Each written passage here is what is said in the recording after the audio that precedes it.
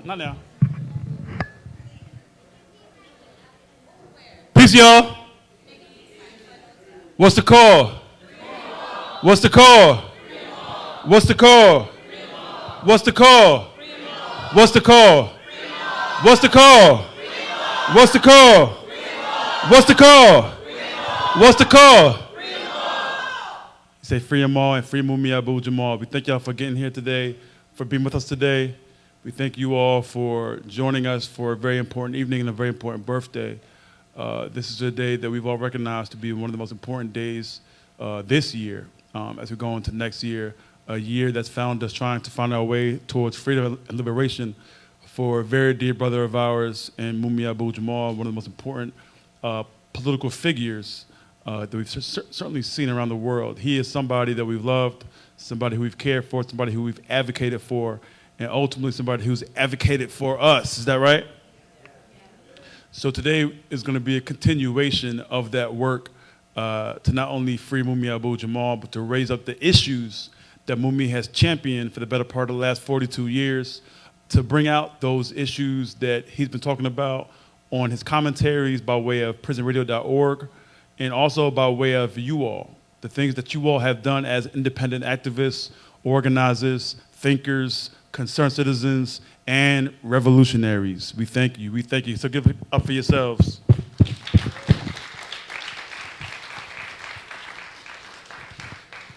We want to thank all of the folks who traveled near and far to be here today.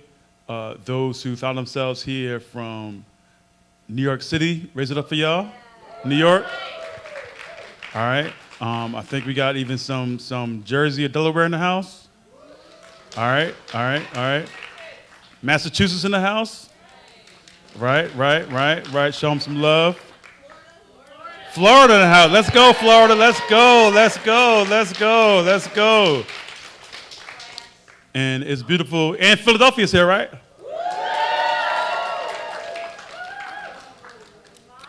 And so, we got Vermont here too. Vermont's here. All right. So I'm about to say, we got France here. France is here, right? Where's our French folks here? Where are our French folks? We also got Chairman Fred here from Chicago. And I want to say this, when it comes to organizing events, it's truly an honor and a pleasure. This movement as a city and as a history is led by women, is that right? By women? Women have been the backbone of our movement. And so it gives me pleasure. Sometimes there are people who are in your midst who are doing our work every day, who you realize from near and from far for their power, for their expertise, and for their commitment. So I just want to thank Ms. Saudia for being here today to co-host. You see Ms. Saudia with the Abolition School, W.E. Du Bois Abolition School. You've seen her in the past through the Philly Student Union in Philadelphia. Just been a magnificent organizer now with the Investment Project. But ultimately, she is a freedom fighter at the end of the day. And so I'm grateful for your energy and for your spirit. As folks continue to come on in from next door, hopefully you all enjoyed the food. But more importantly, as folks make their way in, if you see an empty seat next to you, please either A, take your bag off of it, and B, if you can, make space for it, right? And so as people are coming in, please make space for folks to sit next to you. That would be wonderful. Of course, before we get started officially, I'm gonna pass it over to my sister Saudia. We wanna thank the pastor and first gentleman here at the Waters Memorial AME Church. Thank you. I see first gentleman Ajane in the back. We got Pastor Stephanie as well. We thank you really eternally for your work and your agreement on this effort. Thank you so much. Thank you so much for having us. So I'm going to pass it over to you to introduce our libation to get us started. All right, peace. What's the call? What's the call? Right on. Very grateful to be here and to be in space with folks. And it would never be right to start an event, right, where we're talking about the action and the organizing to free our political prisoners, to free Mumia, to free Kamal, to free Leonard, right, to free them all, if we did not start with looking back at our ancestors and honoring them, right, calling them into this room, calling the energy, the shoulders that we've been built on, the ancestors and the elders who keep us connected, who give us the blueprint, who give us the constellation and the stars of where we want to be and how we want to show up. So I would love to introduce our amazing and fashionable, okay, Elder Mama Maisha. Thank you.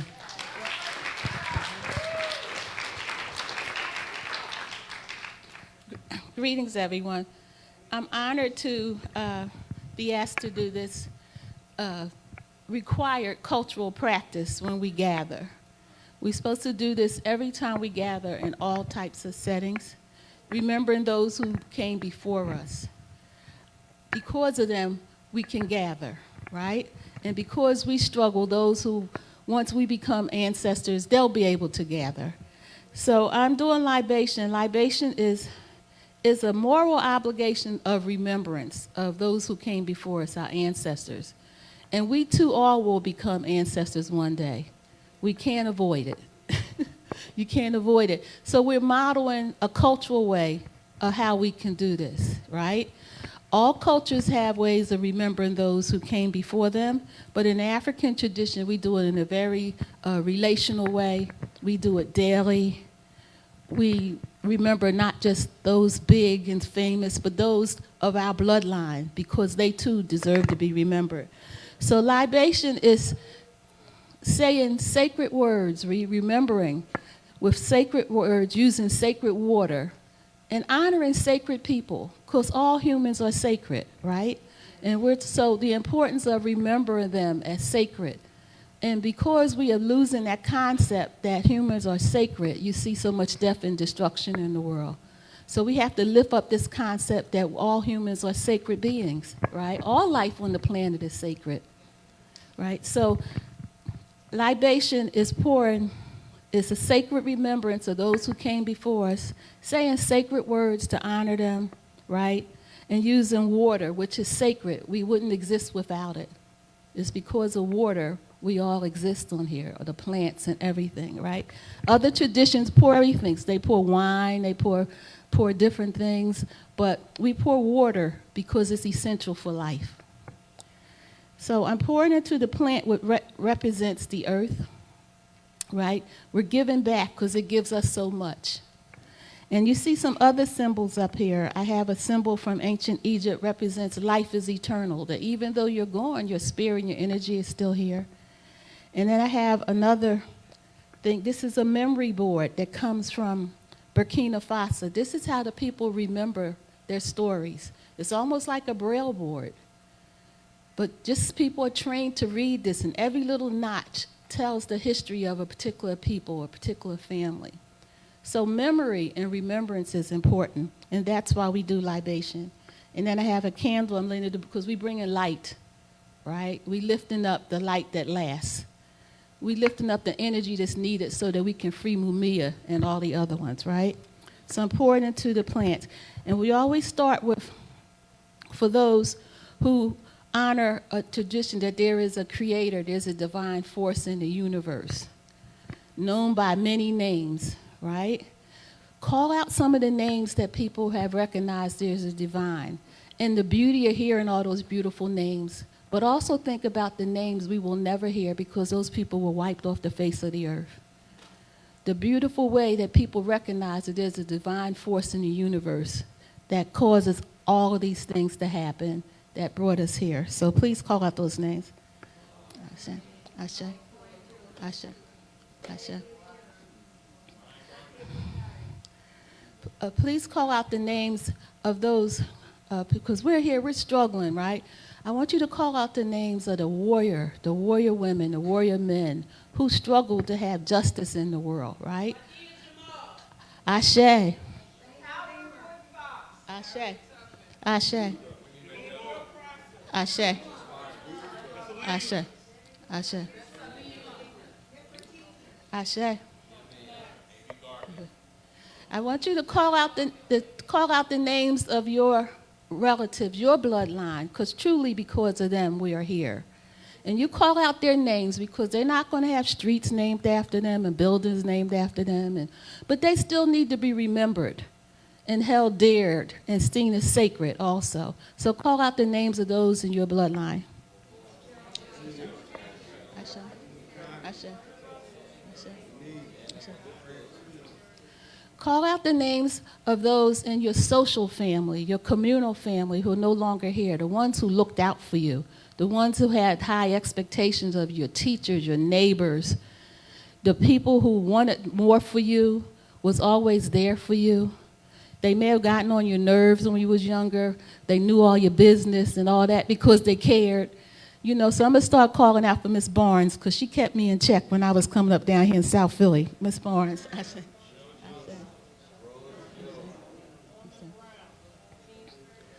I'm ending this libation Ashe.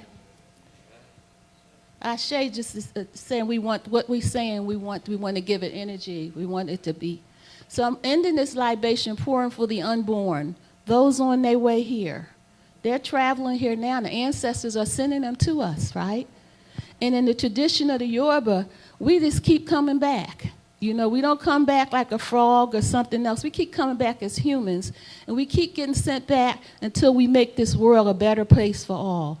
So you just keep getting recycled, you know?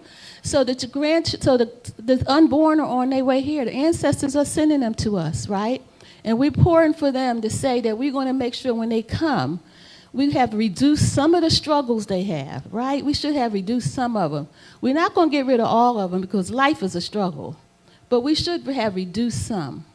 And we're going to pour and lift up that we're going to make sure that there's more love for them when they enter here, right? That there's more love for them. There's more creativity. There's more freedom for them. So we end the libation with a commitment to the unborn who'll be joining us. They're on their way as we speak right now. And that we struggle in this room to make this world a better place for them because they're going to join us in the struggle of freeing those political prisoners that happens in their time because we're leaving a legacy of our caring for political prisoners. So we're going to pour for the unborn. Ashe? Ashe? Ashe. Thank you. All right, give it up, give it up, give it up. What's the call? What's the call? What's the call? So thank you for that amazing grounding in the spirit of the ancestors, which we must always carry with us, right? Because we see Mumia as representing our past, our present, and our future, right?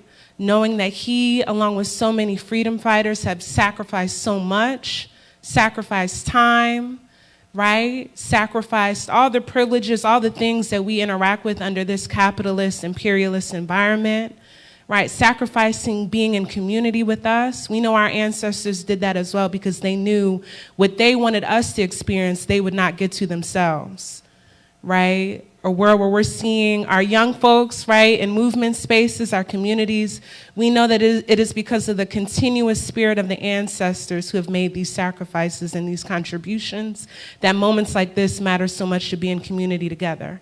And we're excited now, right, to ground ourselves in the history of Mumia, one of the folks who we see as a lighthouse for Philadelphia in national and international movement building, right?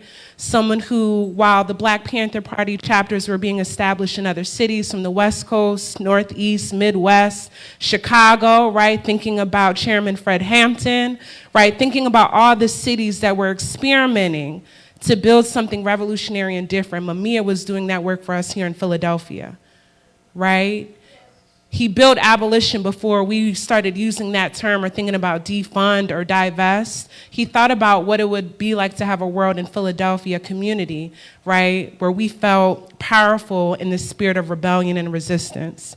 We want freedom. It is my personal ministry at home. And it's something that I just want to lift up, right, where Mumia talked about representing the legacy of the Black Panther Party on 1928 West Columbia Avenue, where the local party built leaflets, gave out 10,000 leaflets every day, had an office space for folks to look to the Black Panthers, to see the powder blue and black colors, to see posters of Huey, Malcolm, Shea, right? All the folks who we know represent global, right, anti-imperialist, decolonizing movement building. So it would make only the most sense to have an amazing author, right, of the young lords to come here and to ground us in that history. So please give the warmest welcome to Johanna Fernandez. Thank you.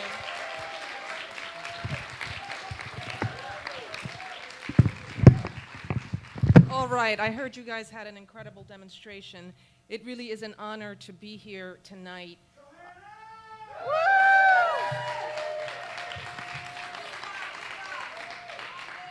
56 years ago, at the height of an era of wars, revolutions, and social movements against colonial rule, against white supremacy, patriarchy, and capitalist exploitation the world over, the American ruling class and its junior partners around the world began to wage an unrelenting war of repression against those who had taken back their communities, workplaces, and colonized countries. They waged war against Black Panthers and Young Lords, against the American Indian movement, against the Sandinistas in Nicaragua, against the Union movement in the United States, the IRA in Ireland, against Umkhonto we Sizwe in South Africa, against the Palestinian Liberation Organization, and many other social movements and revolutions that were dreaming up a world without war, a world organized around human need, equality, and radical love. The ruling class orchestrated the assassination of our leaders, of Fred Hampton, Malcolm X, Martin Luther King, George Jackson, and the imprisonment of freedom fighters Angela Davis, Leonard Peltier, Jamil Al-Amin, Dhoruba bin Wahad, the Move 9, Sekou Odinga, Assata Shakur, Che Guevara, Chelsea Manning, and Julian Assange. The rulers turned the case of Mumia Abu Jamal into a show trial to send a message to future generations of radicals about the consequences of dissent. They also destroyed our unions, decimated our wages, obliterated healthcare and mental health services, raided an already anemic social safety net here in the United States, gentrified affordable housing, and without a care in the world for the environmental apocalypse that awaits us, they eviscerated OSHA. Fearing uprisings and by the downtrodden, fearing uprisings of the downtrodden in this context, they built and filled unprecedented numbers of prisons with Black and brown and working people. They expanded their Darth Vader police forces. They built cop cities and continue to grow and deploy their monstrous war chest. In the last 50 years, the United States has relied on Israel to contain rebellion the world over, to train and arm the most brutal militias and governments around the globe that are critical to maintaining the violent chaos that facilitates Western mineral extraction and capitalist control of entire regions of the world. Israel armed the South African apartheid regime. Israel armed and trained the militias in Uganda and Rwanda, responsible for the past and present genocides in the Democratic Republic of Congo. Israel protected the killers of Patrice Lumumba.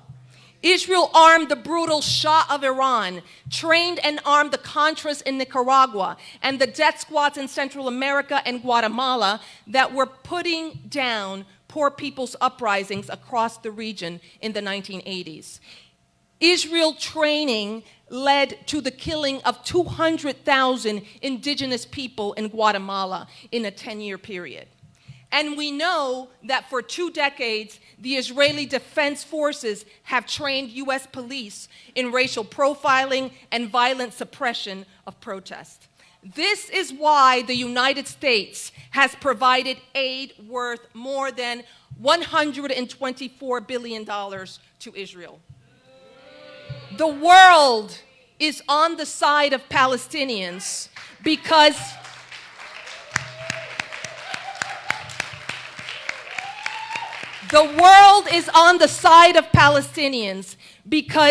Israel's attempt to pulverize Gaza is a microcosm of the terror the world's ruling class has inflicted on the globe for over 50 years. It is the battle of David and Goliath, the battle of the displaced against settlers who must dehumanize the displaced in order to justify their annihilation and permanent dispossession of indigenous people from their lands. As Malcolm X told us 50 years ago, quote, "The Palestinian struggle is a moral battle, a universal fight, a resonating echo of the battles waged by oppressed people across the globe." And now Columbia students have created a prairie fire, and the university is now considering calling the National Guard to quash an epic student uprising against a genocide that's being live streamed on social media, but that is being denied by every major American institution and by the US press. The images we've seen of student uprisings spreading across the country and around the world is the moment we've been waiting for. It's the moment of radicalization when a whole generation sees that we cannot solve the crisis of homelessness here, nor can we fund education or healthcare, nor can we fix our bridges or the New York subway for that matter, but the US Congress can bankroll, as it did yesterday, a war bill to the tune of $95 billion to finance Israel's genocide against the poorest population on earth, one that Israel is already starving.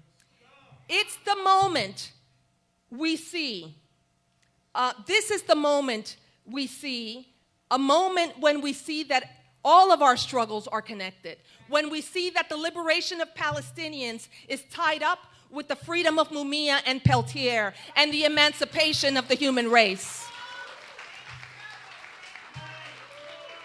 This is the moment when we determine to take back our society, our communities from the predations of our rulers. There is no better way to celebrate Mumia's birthday than to stand in the tradition he committed his life to long ago, and that is the tradition of revolutionary liberation. Free Mumia, free Palestine, free the human race, an end to colonialism and capitalism, and it's till victory and freedom for Peltier and Mumia this year. Thank you.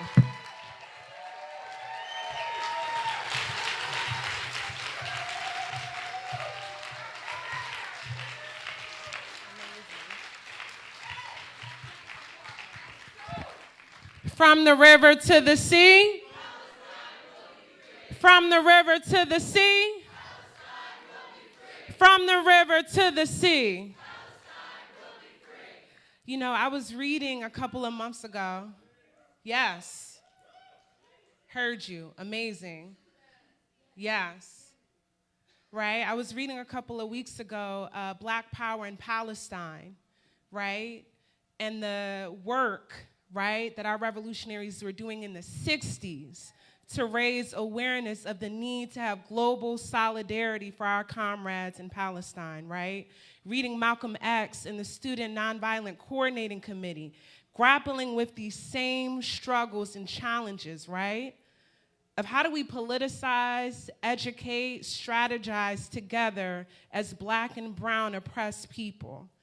To see that the same oppression we experience here in the US, we know our comrades over the seas experience as well, right? So our resistance and our struggle to fight is interlocked. It can't be separated, right? And it's amazing when we see, right, the connections that are being made. When we think about Mumia, when we think about some of our elders who have become ancestors like Matulu, right? Mutulu Shakur, a community member, teaching folks how to treat themselves because we know a racist, capitalist, imperialist healthcare system could not take care of us, could not treat us, but our people could. Who keeps us safe? Who keeps us safe? Who keeps us safe? Mm-hmm. Seats. There are seats if people are looking for seats. Yeah, once again, raise your hand if you have a seat next to you. Yeah, raise your hand if you have a seat next to you. So if there are people who are right now waiting, please make your way inside. That'd be wonderful. Thank you so much. Just raise your hand, keep your hands raised, and our folks who are outside will find their way inside. Thank you so much for doing that. You want to make sure that everybody's comfortable. So once again, if you are waiting to get a seat, please, if you can't, take your bag out of your chair, and folks will make their way to your seat. I think we're good to go. Thank you so much. Hands down. All right, that's right. Make space, take space. All right, so coming next to the microphone, we know we did a shout out to the different cities, Florida, Vermont, maybe, New York, right? What we want to do is bring up a comrade from New York City who's been doing this work to free Mumia and to make sure that Philly is not alone, right, in the camaraderie in doing that. So please welcome Suzanne Ross. Thank you.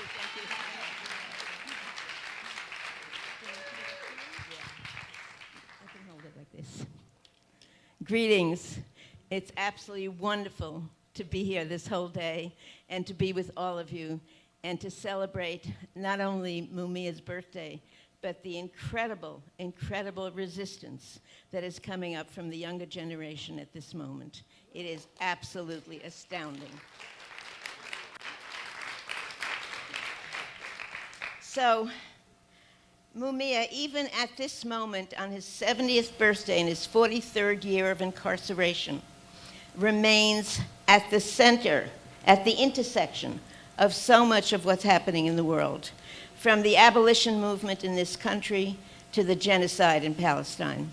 It is really, people used to always ask, how does he know all that stuff? When he was on death row and in isolation for close to 30 years and knew so much more than most of us did, you know, just from reading newspapers and so on. And maybe you'd have to say that there's something good about not reading the newspapers and the media of this country and keeps you more educated if you stay away from it. In the last 2 days, I've been working with some Columbia students to try to get Mumia to speak to them. They really wanted to hear Mumia speak to them. And Mumia and I have missed each other, have met, you know, a lot of things have gone wrong and it hasn't happened. And it depends when the students actually get kicked out, leave, or whatever, but hopefully we'll still get Mumia to speak to the students of Columbia. I happen to have been, and you know, they want to hear his message of resistance and hope. That's what Mumia gives people all the time. And so these young students are making huge sacrifices, very courageous, and they want to hear Mumia. They want to hear that voice that gives so much inspiration and sets an example for resistance. I was thinking, I was at Columbia in 1968, at the big uprising in 1968. And one of the things that's interesting is it was much more disruptive, much more, you know, the students there right now are being so polite. And, you know, it's shocking to me coming there, you know, but they really are doing it, and they're, you know, they have their own strategy and their own rationale. They're not doing it because they're idiots. They're doing it because it's a strategy. So in 1968, there was a very uncool president of the university. His name was Grayson Kirk. He was like this fool you could make fun of easily. And the students took over his office, and they showed all the junk that he kept in his drawers, and they were completely disrespectful. And he was a disaster for the university's public image. So they finally fired him. And they brought in someone who had worked for the United Nations and who seemed much more cool. And his name was Andrew Cordier. Andrew Cordier had been involved in the struggle to overthrow Lumumba in the Congo. Andrew Cordier was, I mean, the first guy was an idiot. And Andrew Cordier was much more dangerous, much slicker, and so on. And I know we used to, I wasn't in the buildings, I was outside, but I remember we used to chant all the time, hey, hey, Cordier, how many kids did you kill today? Because the Congo. So when you think about what's happening today, it didn't start today, as you know, obviously, and something like, you know, we talk about Haiti and we talk about the Congo and we talk about everything that's happening around the world. So I thought I would just mention this story about Colombia, that Colombia was absolutely vicious in throwing out the black community from Harlem at that time. Colombia was absolutely vicious in its international policy and work and everything and in fact, at the end, they were pushed by the students to set up much more reasonable, much more student-oriented rules, which now they just overturned all of it and moved all of it to the right, to a much more repressive. So, and again, this woman who's president, you know, was in the, you know, London School of Economics, internationally involved in economic control of all the colonies and all the people of this world. So much about Colombia.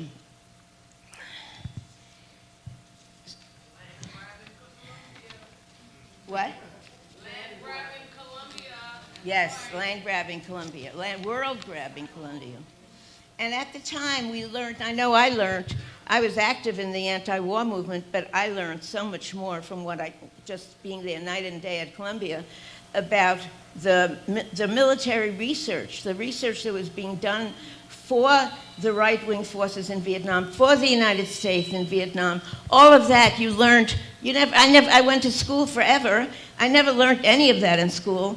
But staying there day and night at Columbia, I learned all this. And the student radio station had somebody named Mike Clare, who night and day used to be talking about the research that was showing up about Columbia's complete collaboration in the Vietnam War. By the way, the Columbia students won the struggle in 1968. The gym was never built in Harlem. The apartheid gym was never built in Harlem. And supposedly, I don't believe it, but supposedly the research on Vietnam ended. But superficially, at least, you'd have to say it looked like an amazing victory. So we fight Mumia's and other people's incarceration in U.S. I just want to go into the prison system for a minute and its implications internationally. We fight Mumia's and others' incarceration in U.S. prisons and around the world. Fascistic institutions meant to control rebellions and the struggles for self-determination, meant to isolate leaders from the masses of people. Institutions all critical, the prison system, to sustaining imperialism. If we talk for a minute about the most visible evidence of this, of course, is Israel today. And I'm an anti-Zionist Jew. And a survivor of the Holocaust, the Nazi Holocaust. So that's the story. As many of you by now have figured out, Judaism is not the same as Zionism. Okay? Judaism is not the same as Zionism. So, the state of Israel, to the shock of many, has not only became a fascist state, really, especially, I mean, Israelis, Jewish people living in Israel, did not see that. They did not experience it. They didn't have the checkpoints. They weren't arrested. They weren't sent to prison night and day. Their land was not taken away. So if you talk to Israelis, and I have family there, they talked like idiots about what was happening. Total denial. But like in the United States, people in the United States often say, oh, there's no fascism in this country. And I've heard this debate over and over again where black people say, not for you, but for us, we have fascism, all the people in prison, and so on and so on. Well, Israel is like that. Israel was a fascist state. But for many, many years, it was, it started as an imperial settled colonial nation. But it has become something that we haven't seen as much, which is genocide, a genocidal country. And the level of escalation from fascism, excuse me, thank you for reminding me, Wilhelm, the level of escalation from fascism to genocide is significant. And it's significant because it's not just going to happen in Palestine. So we really have to watch this development very seriously. And the fact that they think they can get away with showing it night and day on Facebook and on all these forms, you know, social media and all the stuff that we see in front of the whole world, millions of people around the world, and that the Israeli government thinks they can do this, and the United States can have this idiot president get up and say, oh yeah, we're trying to get them to be more reasonable. As he's arming the state of Israel. Exactly. So all of that and the number of children, the Nazi Holocaust, let me just say this, it hurts me to say it, but it's got to be said. The Nazi Holocaust was obviously horrendous, and it was genocide. But I have never seen in my lifetime, and I'm 86 years old, in my lifetime, I have never seen the targeting of children in the way that's going on in Palestine right now. The actual targeting to kill the children. I mean, children always died, but not where 14,000 children, 15,000 by today, 15,000 children, and children are born without any parents and and immediately lose their limbs. And the targeting of children is something that I have never seen ever in the world like this. So, the state of Israel is a fascist state, now fully engaged in genocide, which is the final stage of fascism. I mean, fascism is not the end point. Nazi Germany also started with fascism and ended with a genocide. The struggle begins with incarceration, whether in the West Bank and Gaza or Mahanoy, Pennsylvania, moves on to fascism and finally to genocide. That's what we're seeing in front of our own eyes today. Our fight is from the river to the sea, for Palestine to be free, and for Mumia and all our political prisoners to be free. Happy birthday, Mumia. We love you. We love you and continue to stand with you till our people's victory. Thank you.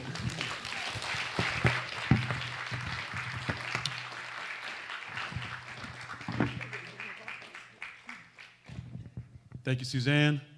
I think we have a very important person on the phone with us today right now.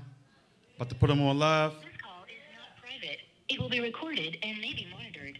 If you believe this should be a private call, please hang up and follow facility instructions to register this number as a private number. To accept this free call, press "Thank you for using Securus." You may start the conversation now. Hey, hey, hey. Hey, are you?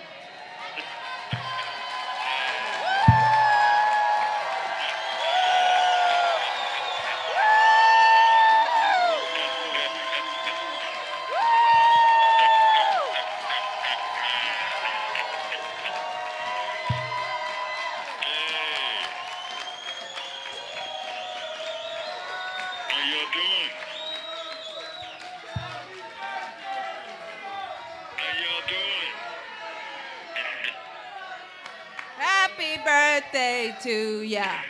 Happy birthday to ya. Happy birthday. Birthday to ya. Happy birthday. It's hearing the voices of the people. And, Wait, say that again? if there's anything that makes me happy on this birthday is hearing the voices of the people. Because it's beautiful. It's wonderful. I appreciate it more than words can say. And you know, I have a few words, I always do, but I'm almost speechless right now, just vibing on the people and enjoying y'all, the sound of all of you. Thank you, thank you, thank you, thank you all for being there. Thank you for always being there. Thank you for holding me up and helping me up when I get kicked down. And thanks for rumbling with me, and thanks for being who you are. Thanks for being there. I appreciate all of you, every one of you. Thank you, thank you, thank you, thank you.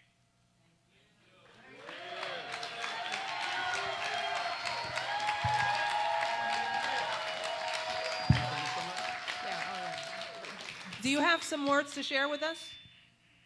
We're gonna put. I actually don't. I didn't write anything. I didn't have anything prepared. I just wanted to. We don't want to put you to work on your birthday. Hold on, I've got your son here. We've got your son here. Hey, I told him I talked to you earlier. You called me. I had to pull over. I just wanted to let people know that we always appreciate not only what you can do physically, but also keeping the positive energy in the world, because we as a people will free our people. One of my father's words is that he believed the people will ultimately free him, not a court. We won't force them, but the people will. Love you, Dad. Happy birthday. That sounds like my boy, don't it? That sounds like my son. You sound better than your old man, son. Well done. Well done. Mumia, we got Pam who's just walked in. Do you have any words of solidarity for Pam and for the people of Palestine? We had an incredible march in Philadelphia. The French are here. People from Boston, from Detroit, from New York, Sekou, Sundiata Kohli. Wadia's children are here. That's right. Woo! Wadia's children are here. That's right. Beautiful, beautiful. I love you all. Never forget that. I love you all. Thank you. This is a call from Pennsylvania State Correctional Institution, Mahanoy. This call is subject to recording and monitoring. Hey, Mumia. Hey, fam. All right. Hey, sister. Okay, you got another part of your crew coming up here. I'm going to back off, okay? Ab, it's Issa. Hey, son. Hey, happy birthday. I mean, it birthday, ain't happy. Mumia. It's Ice. Assalamu alaikum. Hey, baby. We miss you, and we just wanted to say we love you on your birthday and every day. Happy birthday. This is from I love Jade. you every day, too. You know we love you. Stand strong always. Wawa was your biggest supporter. You already know that. I knew that. Guess what? Don't nobody know what I know it, huh? That's right. That's right. That's right. That's right. That's right. It's great hearing y'all voices. You hear me? Always, Ab. You know that. We love you. Stand strong. Love you too. Love you too. Love you, Ice. Wonderful, wonderful. Love you, Ice, he said. Mumia, Palestine is, Chairman Fred is here. Palestine is the issue of the hour. What do you have to tell us about Palestine? This is their time. And that, when radical moments come around, we must grasp it with both hands. And when we see the carnage, the mega death that's been visited on the occupied territories of Palestine, it's time for us to raise our voices and to speak truth to power, but really speak out against this massive punishment against the people for daring to fight for their freedom, to fight for their land. You know, when I think about Palestinians, I think about the indigenous people of the United States.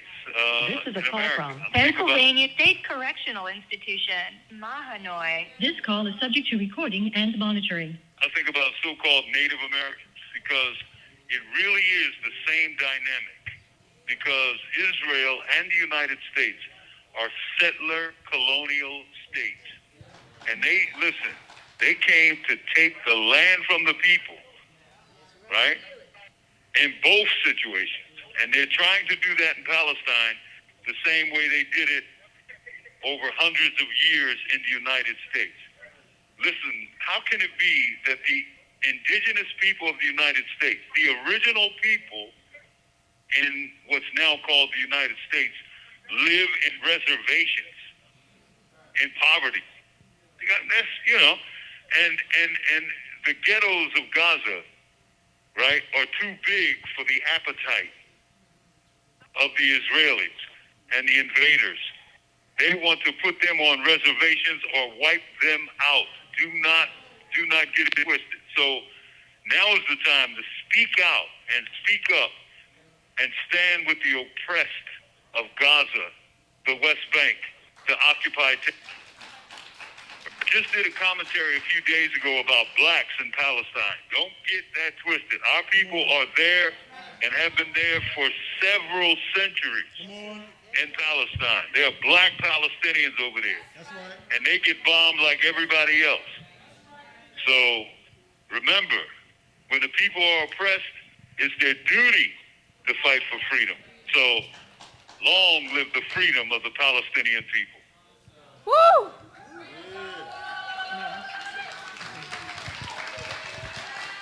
Free Congo, free Sudan, free Haiti. Mumia.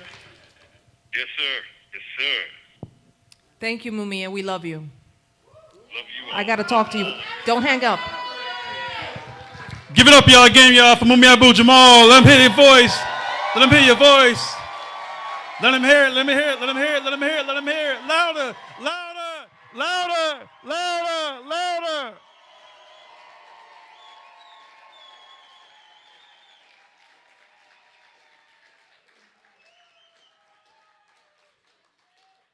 When I tell you, every time we have Mumia Abu Jamal's voice, it is a powerful moment, is that right?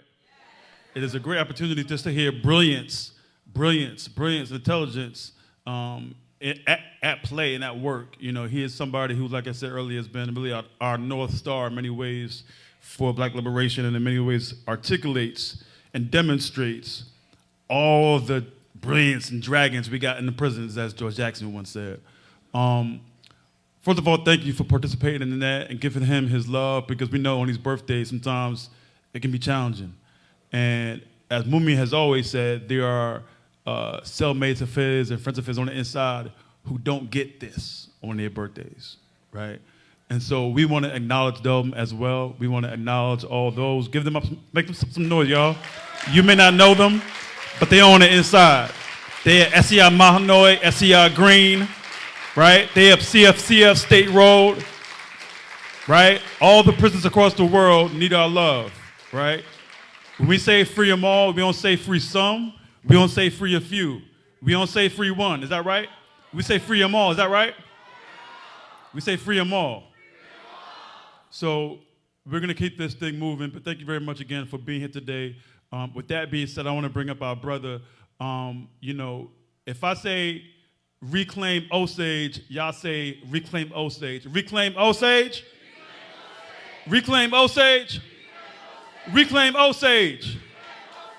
And there's going to be a book coming out this year called On the Move that is going to be talking about this legacy, this rich legacy. As I bring up our brother Mike Africa Jr., I also want to acknowledge who's in the house tonight. We also have Ramona Africa here today as well. Janet and Janine Africa are here today as well. So show love to them, please. I believe they're downstairs. Show love to Ramona Africa, Janet and Janine. But if you can, please, and Eddie's here too. Shout out to Eddie Africa, y'all. Shout out to Eddie Africa, y'all. Peace to Eddie. And all the move now have been released, all right? Oh, okay, I see him now. I see it on the back. Okay, stand up if you can. If you're able to stand, please stand, please. If you're able to stand. There it is, there it is, there it is. Let's go. Janet, Janine, and Eddie, y'all. Show them some love. Thank you so much. I'm sorry for missing y'all. With that being said, family, I want to bring up my brother and yours, Mike Africa Jr., y'all. Hard work. Hard work.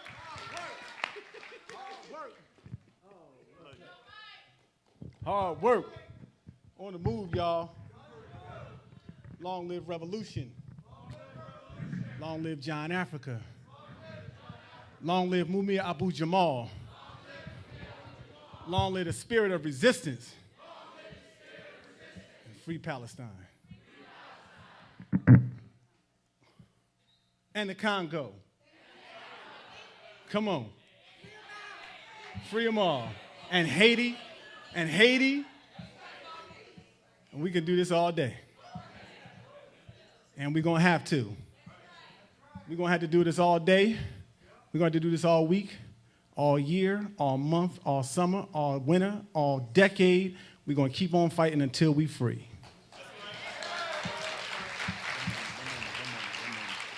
What happened? Okay. Real quick, sorry about that. If your license plate is LWT 4184, please attend to your car, please, outside. All right? It's a Subaru. Take care of that. It's a Subaru, right? LWT 4184. I'm going to say it one more time. LWT 4184. The folks are going to do what they do. Be good? Thank you. Good catch. See?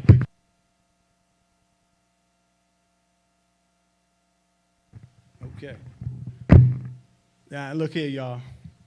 I had a whole list of things that I wanted to talk about when Gabe called me and asked me to speak. And when I heard Mumia, all those thoughts went out of my mind. And now I don't know what to say. You know, I made a post on Facebook today about birthdays and how people are supposed to celebrate those at home with their families and with their friends. And Mumia and so many other people are not allowed to do those things because of the system and the power and also the danger in people telling their own stories or just telling the truth about something. Telling the truth is a very dangerous thing. On May 13th, 1985, when the government dropped that bomb, they killed 11 people.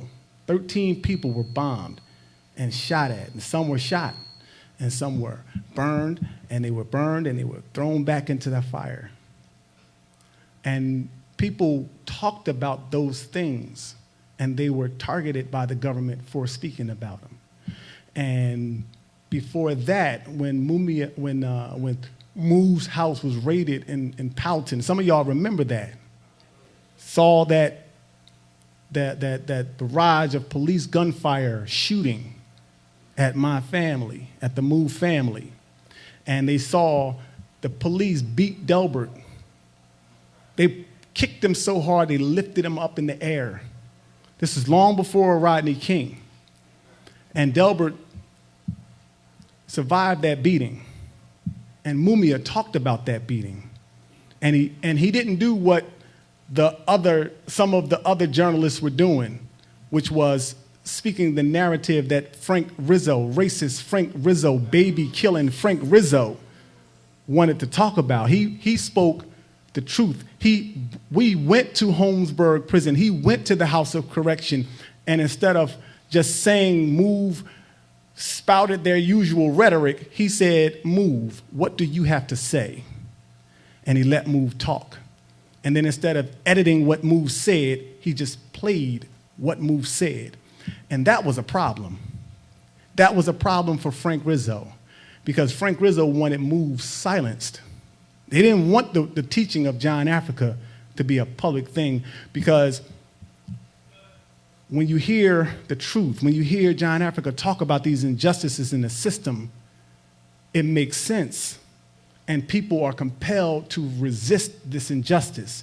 Just like when the Black Panthers talked about these issues, people were compelled to listen and they were rising up. And then COINTELPRO, this whole COINTELPRO, how many pages do COINTELPRO have on Mumia Abu Jamal?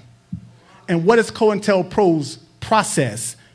Any potential black messiah find a way to discredit them, to dissuade the support that they may accrue. And if there's any misdeeds in their background with women or men or finances, find a way to bring that out. Use the news media as a weapon And there are hundreds of pages in COINTELPRO specifically about Mumia Abu Jamal. One of the times I visited Mumia, he said J. Edgar Hoover, director of the FBI, used to ride past him while he was with his wife, his pregnant wife, and he would point at her belly. Mumia's been a target. When he was a 14-year-old, he was a member of the Black Panther Party writing articles talking about the injustices. You know, Mumia has such a rich history of advocacy. And some of the people that we know of today, that we hear, that we write about, that we read about, that are being taught in these schools, like Cecil B. Moore, who was Mumia's first attorney in a case where Mumia was attacked by a police officer and he was totally innocent, did nothing wrong. Mumia embodies freedom and professionalism in his journalistic approach. And because he's honest in his writings, he is the biggest threat that any journalist has ever been. And this is why it's important to free him. Because if we don't have the truth, what do we have? Isn't it incredible that in a nation of 336 million people, the best that they have to offer as our leaders is Genocide Joe and Dump Truck? Listen, it's pathetic. They should be ashamed of themselves. But see, here's the thing. It would take a derelict like those two people to see what's happening in Palestine and continue to do it. Any normal red-blooded American wouldn't do anything that way. But this is what we have. And because Mumia is one that would speak out about these injustices, and he, oh man, with his voice, when he start talking and people hear his voice, they don't even have to hear what he said, they just fall in love with his voice. Oh my God, did you hear what he said? And it's just powerful, and therefore it moves people to attention. And then when they recognize that this man is speaking the truth, it's even more moving, and it makes him even more dangerous. And that's why it's important to free him. The first time I ever visited Mumia, I was on a prison trip. Pam took me, where'd Pam go? Pam took me to see my dad, who was a prisoner, was part of the Move 9. He's free now.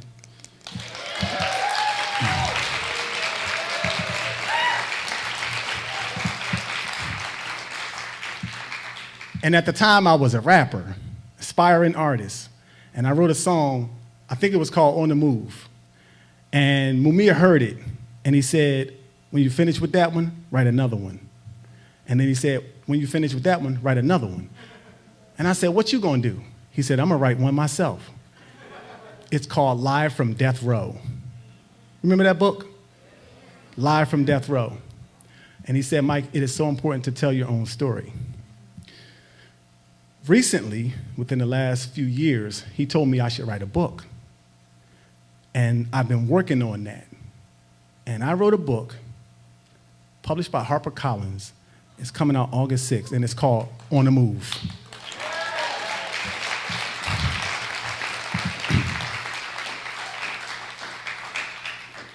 I only hope to be able to follow in Mumia Abu Jamal's footsteps to tell the truth. That's what it's about. It is so important for us to tell our own stories, because when Hollywood tells your story, when Kitty Caparella tells your story, when these journalists who have agendas to support the system to line their pockets, they don't tell your story the way your story is or needs to be told. So you gotta write your own story, and you gotta take control of the narrative. And that's what Mumia Abu Jamal is about, taking control of the narrative. There's another thing we got going on. 40 years of the bombing is coming up. After this May, there's another May. And there's a lot of activity going to be happening. But one thing that we're trying to do, like I said, we're trying to tell our own story and preserve the legacy. So we created this thing called the Move Archive. And the purpose of it is to collect and gather Move history and put it all in one place. For the last maybe 5 or 7 years, I've been working on that. And now I have some help from my sister, Dr. Crystal Strong.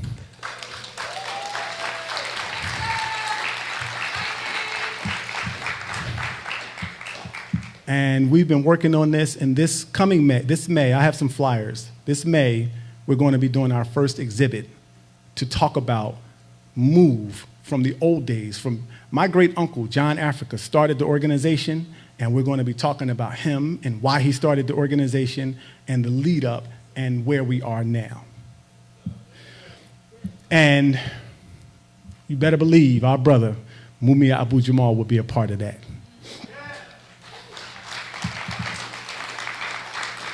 We would not be where we are today without Mumia Abu Jamal. And a lot of people wouldn't know about Move at all without Mumia Abu Jamal. So we honor him, we respect him, and we love him for his work. And we want to bring him home as soon as possible so that he could be among his family and friends instead of guards.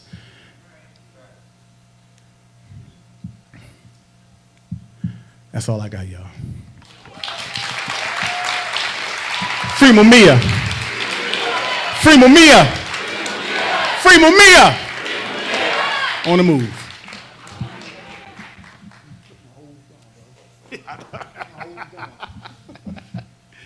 That's my brother. So Mike mentioned about the Black Panther Party.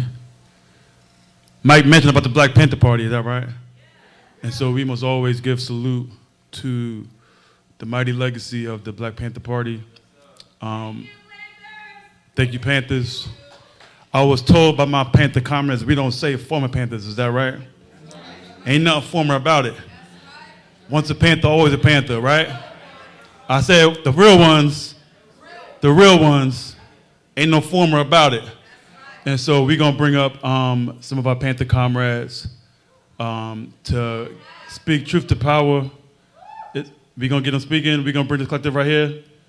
They ready to go? Let's come on out. We're gonna bring up Queen Mama Zinga. Then we're gonna bring up, we got some of the other comrades and some of the other elders who are gonna join. We got Sister Barbara Easley, Barbara Cox. We got Sister Regina Jennings.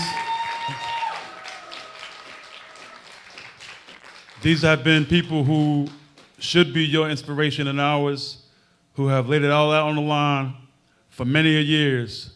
These are giants in our midst, family. We got Brother Shep here, who's always been on the front lines in New York City. Shout out to Brother Shep. I know, I'm not seeing him. And last, bring the Cubs up too. If the Cubs want to come up, come on Cubs, Panther Cubs.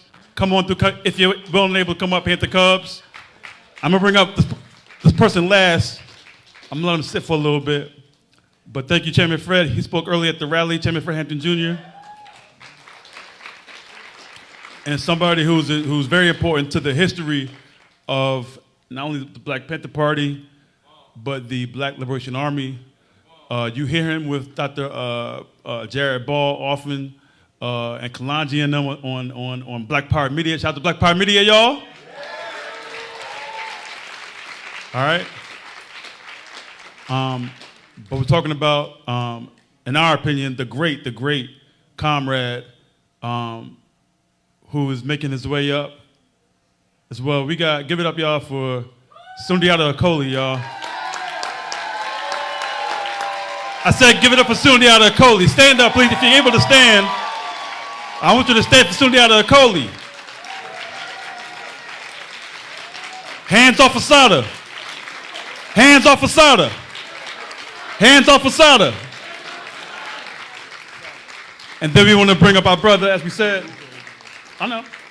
As I was saying, though, I wanted to bring him up last, and that's somebody who we love dearly, who came from a long way, miles and miles and miles and miles across the waters to be with us tonight. That's Dhoruba bin Wahad, y'all.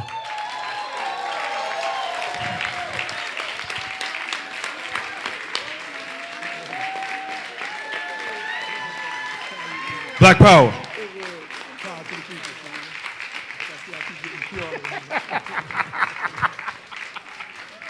So, how we doing this? How we doing this? So we gonna let Mama Nzinga and Dhoruba provide the words, and then we'll keep moving. So I'm gonna give y'all the microphone, and then y'all can provide a few words for us. Before me and Dhoruba speak about anything, we want everybody on this stage to say who they are and what chapter they represent.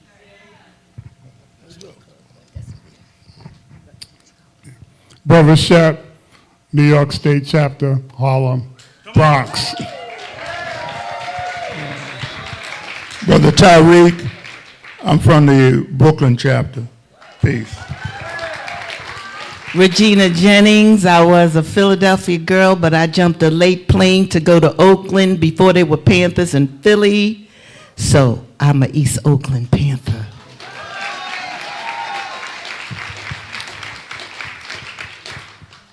All power to the people, black power to black people, Panther power to the vanguard.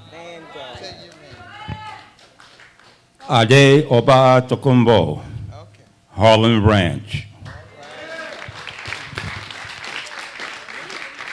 Barbara Easley Cox, Oakland, New York, Philadelphia, International Chapter of the Black Panther Party!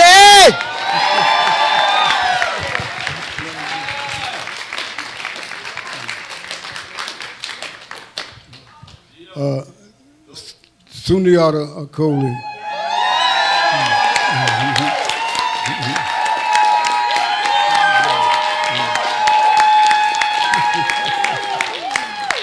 Harlem chapter. Step aside. Step aside. Bill Brown, Philadelphia chapter.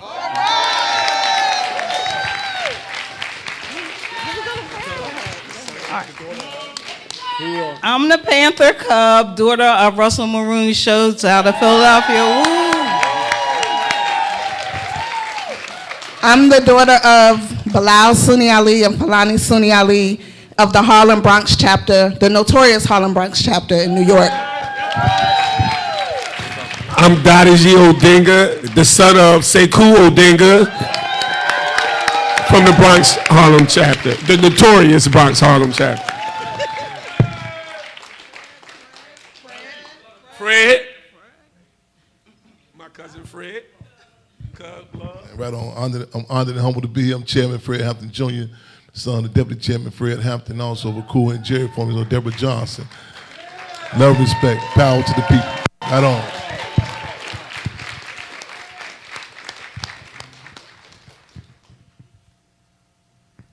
I'm Nana Akuya Enum Oyemi Niamiche. I'm also AKA Patty Bird. You know, I'm all those. And when I answer to whatever someone is calling me, because my cubs over there, they call me Bad Baby. No matter where I am, if I hear somebody holler, Bad Baby, I said, them cubs, they ratting me out. But they be looking out for me. They be making sure that I'm all right and I'm safe. And I'm just proud for this moment that we're being honored. And I just want to say a few of these political prisoners' names. And if I don't say a political prisoner that you know, after I'm through, please shout out. Brother Alameen Jamal, J.L. Alameen, and Veronica Bowser, who will be out May 7th or 8th. Praise the Lord. Praise the Lord. Zulu Whitmore, Kamal Siddiqui, Joseph Bowden, Ronald Reed. Anybody that y'all know that I'm missing? Kwame Shakur, young brother from Indiana, Prison Lives Matter.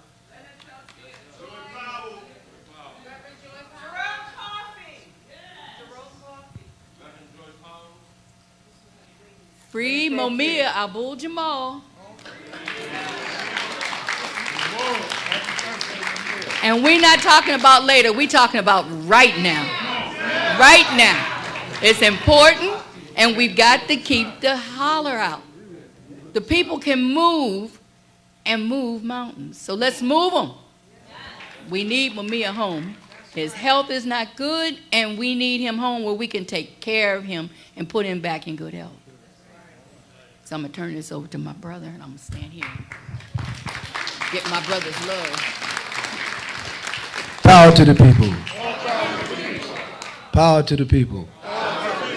Power to the people. The power belongs to the people. Don't ask for it, take it. It's yours.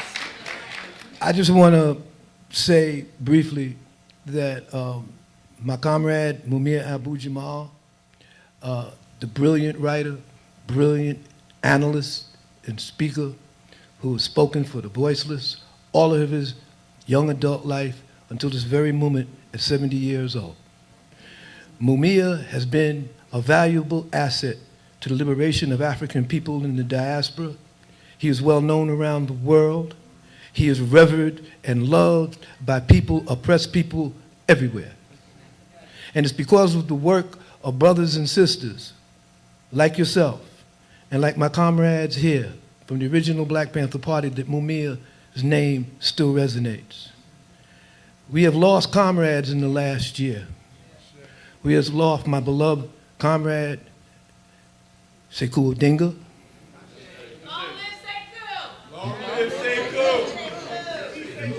Lee Barry, Blood McCrary.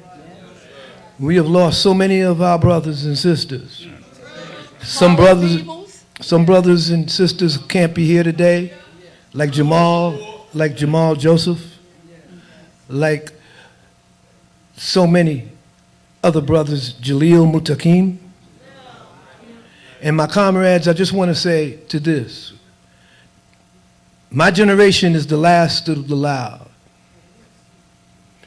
And we have lived our time and we have fought our fight, but our fight is not over. And we are here today in our minds and bodies, as feeble and strong as they may seem and they may be. Nobody gets out this life alive. But the purpose that we are here for in this life, is the purpose that Allah put us here for, the Creator put us here for. And that we are the dreams of our ancestors who were brought over in chains. We were their dream. That one day they would rise up amongst them, a generation that would fight for our liberation and fight for our freedom and not give up that fight. And I'm honored to be here with comrades who walked that walk with me, who fought that fought with me, and who I would give my life for, and they would willingly have given theirs for me. But I want to say one thing right now, that we are living in a historical moment. These are crying times and these are liberating times. We cannot back down. We have to build a type of infrastructure and networks that will allow our people to feel their freedom, and we have to understand something. We had a saying in the Black Liberation Army whenever we went out on a mission, whenever we went out on a task. And we would look each other in the eye, and we would stand firm with each other. We'd check our weapons, and we say, blood to the horse's brow and woe to those who cannot swim. Blood to the horse's brow and woe to those who cannot swim. And what that meant was, once we stepped out that door, once we were committed to our struggle on the armed front, that we were taking no hostages, we were taking no prisoners, and those who couldn't swim, those who couldn't survive the wrath of the people, woe to them. Twyman Myers is not here. Frank Fields is not here. These are comrades that died in combat. Well, we have to understand, just like Hamas, you cannot take the liberation struggle away from a people and kill their will to survive and defend themselves and defend their people. So when we look at what's happening in Palestine right now, in this historical moment, they changed the whole paradigm of Western Asia. They were kicked under the rug and would have been forgotten. The United States had made agreements with bootlicking Arab governments to gloss over them, to abandon them, and to make peace with the European settler Zionist state of Israel. Israel is a European Zionist settler project. It's the last settler project that has started over 300 years ago. It's the last one. And they will go down just like the rest of these crackers will go down.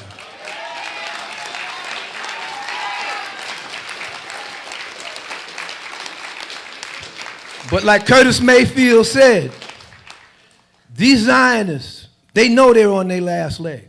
They know the world is turned against them, and they reveal their hand to everybody.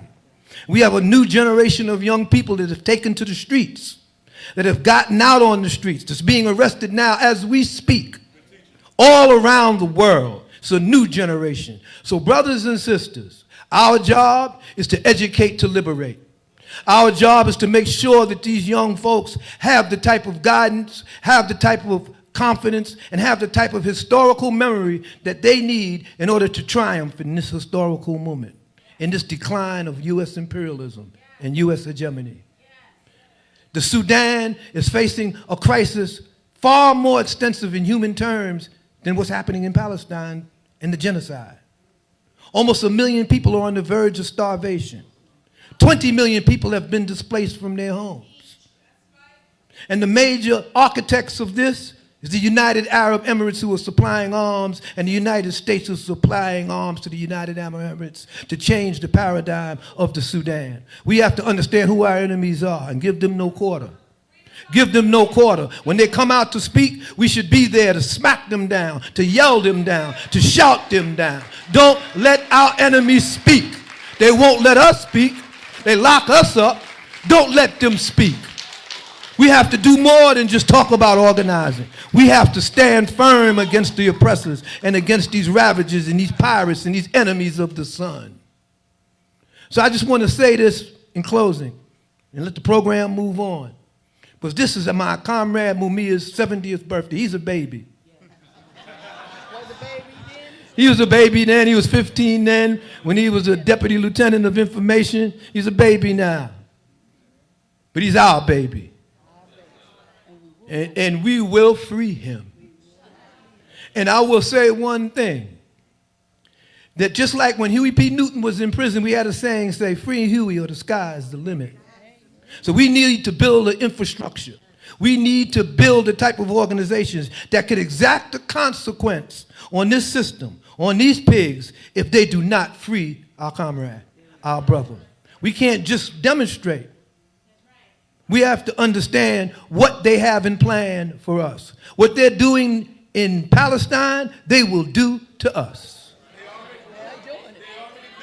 So we need to make this clear. We need to train. We need to organize. We can't mourn, we have to organize. We have to build to win. We have to do all of these things that require our struggle and our sacrifice and our dedication. So I just want to say in ending, Sister just flashed the 1 minute silence, but you know, I don't usually recognize stuff like that. But I'm going to do this now out of courtesy because I got to get in the wind. But I just want to say I'm humbled to be here. I'm fortunate to be here, all the way from Africa. I'm here.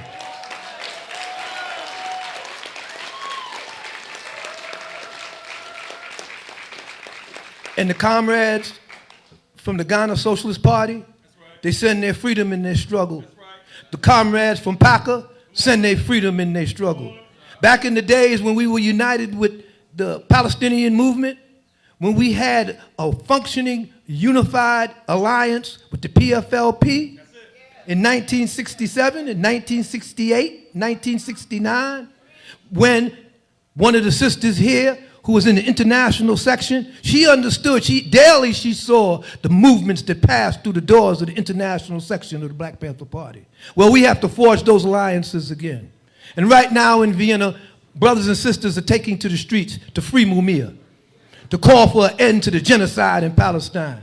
So we need to say in solidarity to all of these people, power to the people, power to all of our people, and death to the fascist pigs.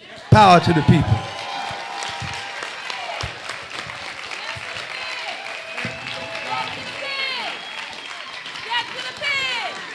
On our way out, I want to hold up for 1 minute. I want to say something to the young people in this audience. I'm always asked, what can we young people do? We didn't have a blueprint, and y'all do have one because you have what we've struggled to do. So y'all get out there and make a name for yourself, do it your way, and come to any of us OGs, and we will give you advice and help you to work things out. I just want y'all to know that. We're here for you, but we are old people, and I want you to also pray for a lot of the elder Panthers that are ill. I won't call them out by name, but there are a lot of elder Panthers that are ill. So, young people, do you. Make your mark, and come call Auntie anytime you want. There you go. Give it up again, y'all. Give it up again, y'all. Give it up again. Give it up again. Show them your love. Show them your love. Show them your love. Show them your love.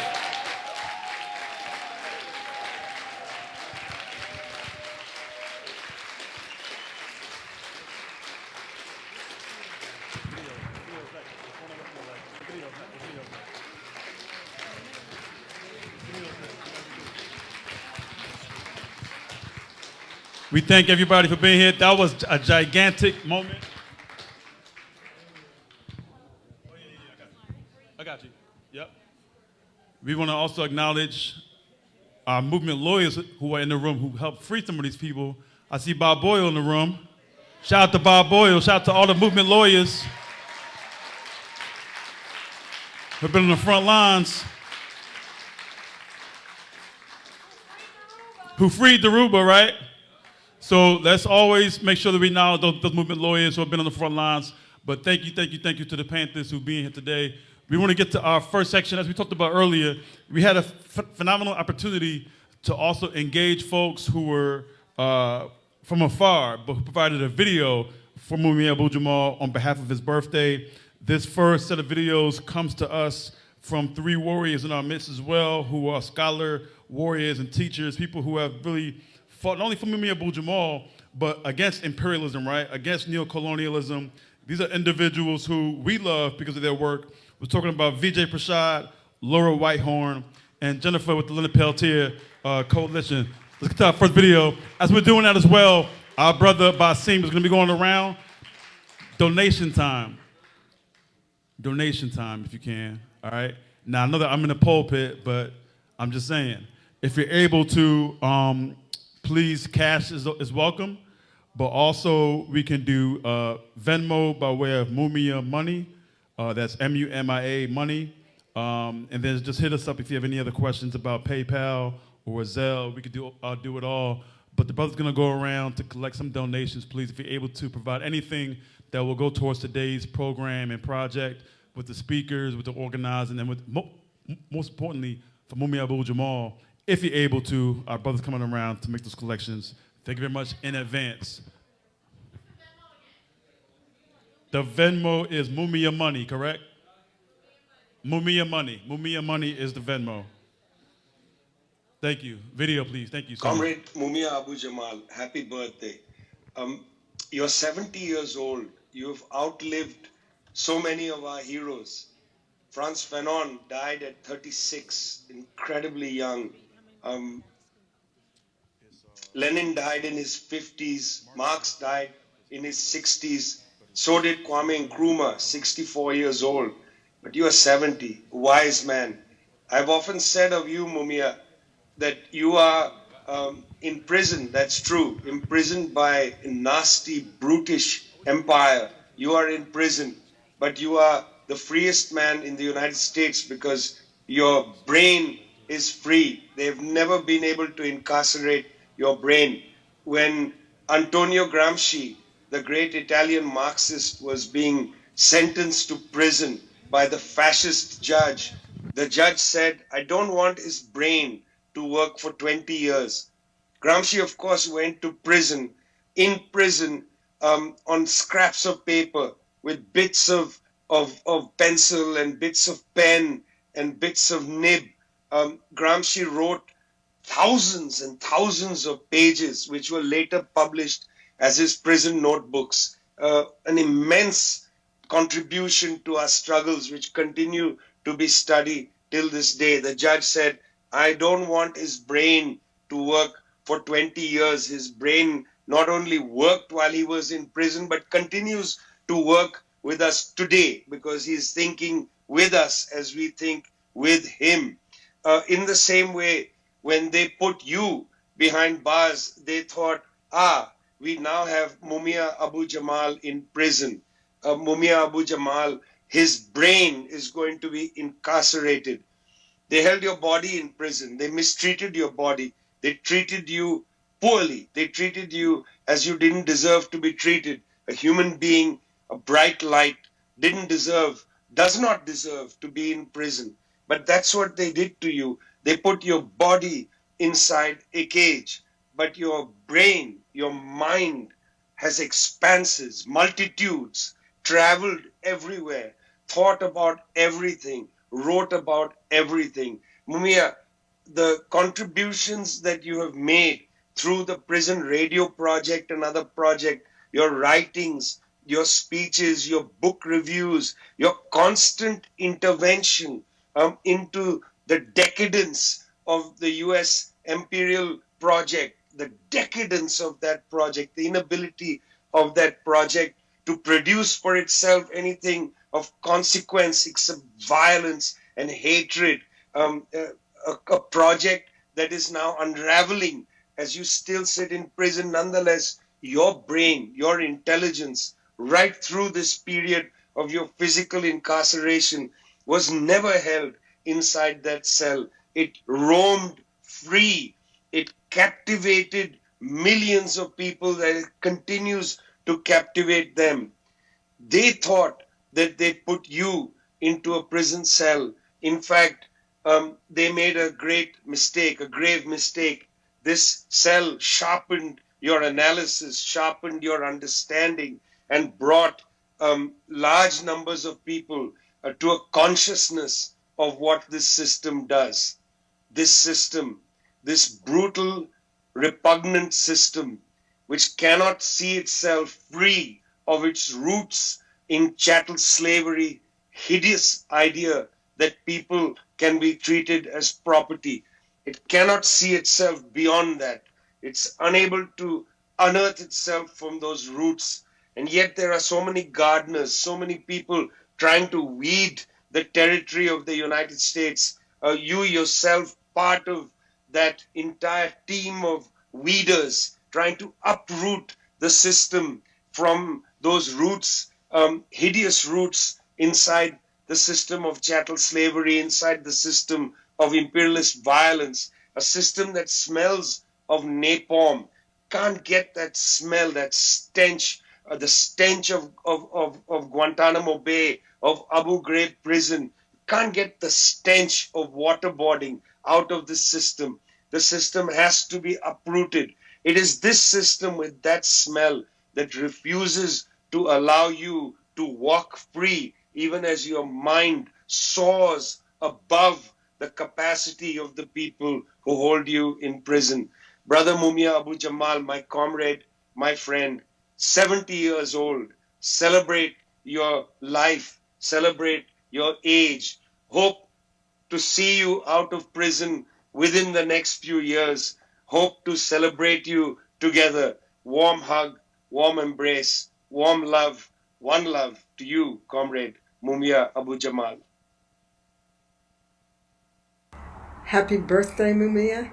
This is Laura Whitehorn, former anti-imperialist political prisoner and a member of Release Aging People in Prison RAP campaign, wishing you, on behalf of all of us, a very happy birthday and a very soon release from prison. So many people love you and are celebrating you around the world today, including every member of RAP. Recently, we traveled with other formerly incarcerated people and advocates and met with officials of the United Nations in Geneva, in New York City, in California, and as a result of a series of meetings, the UN and different bodies of the UN have now written to the United States saying that life without parole is death by incarceration, and that life without parole sentences should be abolished. These long sentences serve no purpose other than to repress struggle, which of course is what you represent, the struggle that cannot be repressed. We know that these human rights violations are going on around the world, certainly in Palestine. We join with people around the world not only in fighting for human rights and liberation, but in celebrating you. As we know, as long as there is struggle, there will be political prisoners, but as long as there is struggle, there will always be hope. And Mumia, your voice represents that for millions and millions of people, and we know that you will be free. We are all dedicated to your freedom and to wishing you a happy birthday. We love you. Peace and greetings on behalf of the Leonard Peltier community, including the Ad Hoc Committee and the Mass Incarceration Committee of the National Lawyers Guild. We wish you a happy 70th birthday, Brother Mumia. We stand with you in power, strength, love, and solidarity. Brother Mumia, I am personally grateful for your work with respect to jailhouse lawyers and helping to pave the way for movement lawyers like myself and many, many others. Unconquered still, unconquered still. We stand in victory with you until it's won. Free all political prisoners, free them all. Happy birthday, Brother Mumia. Blessings.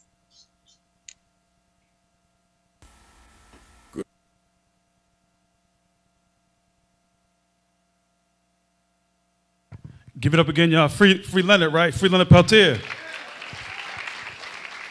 Free Leonard Peltier and all political prisoners.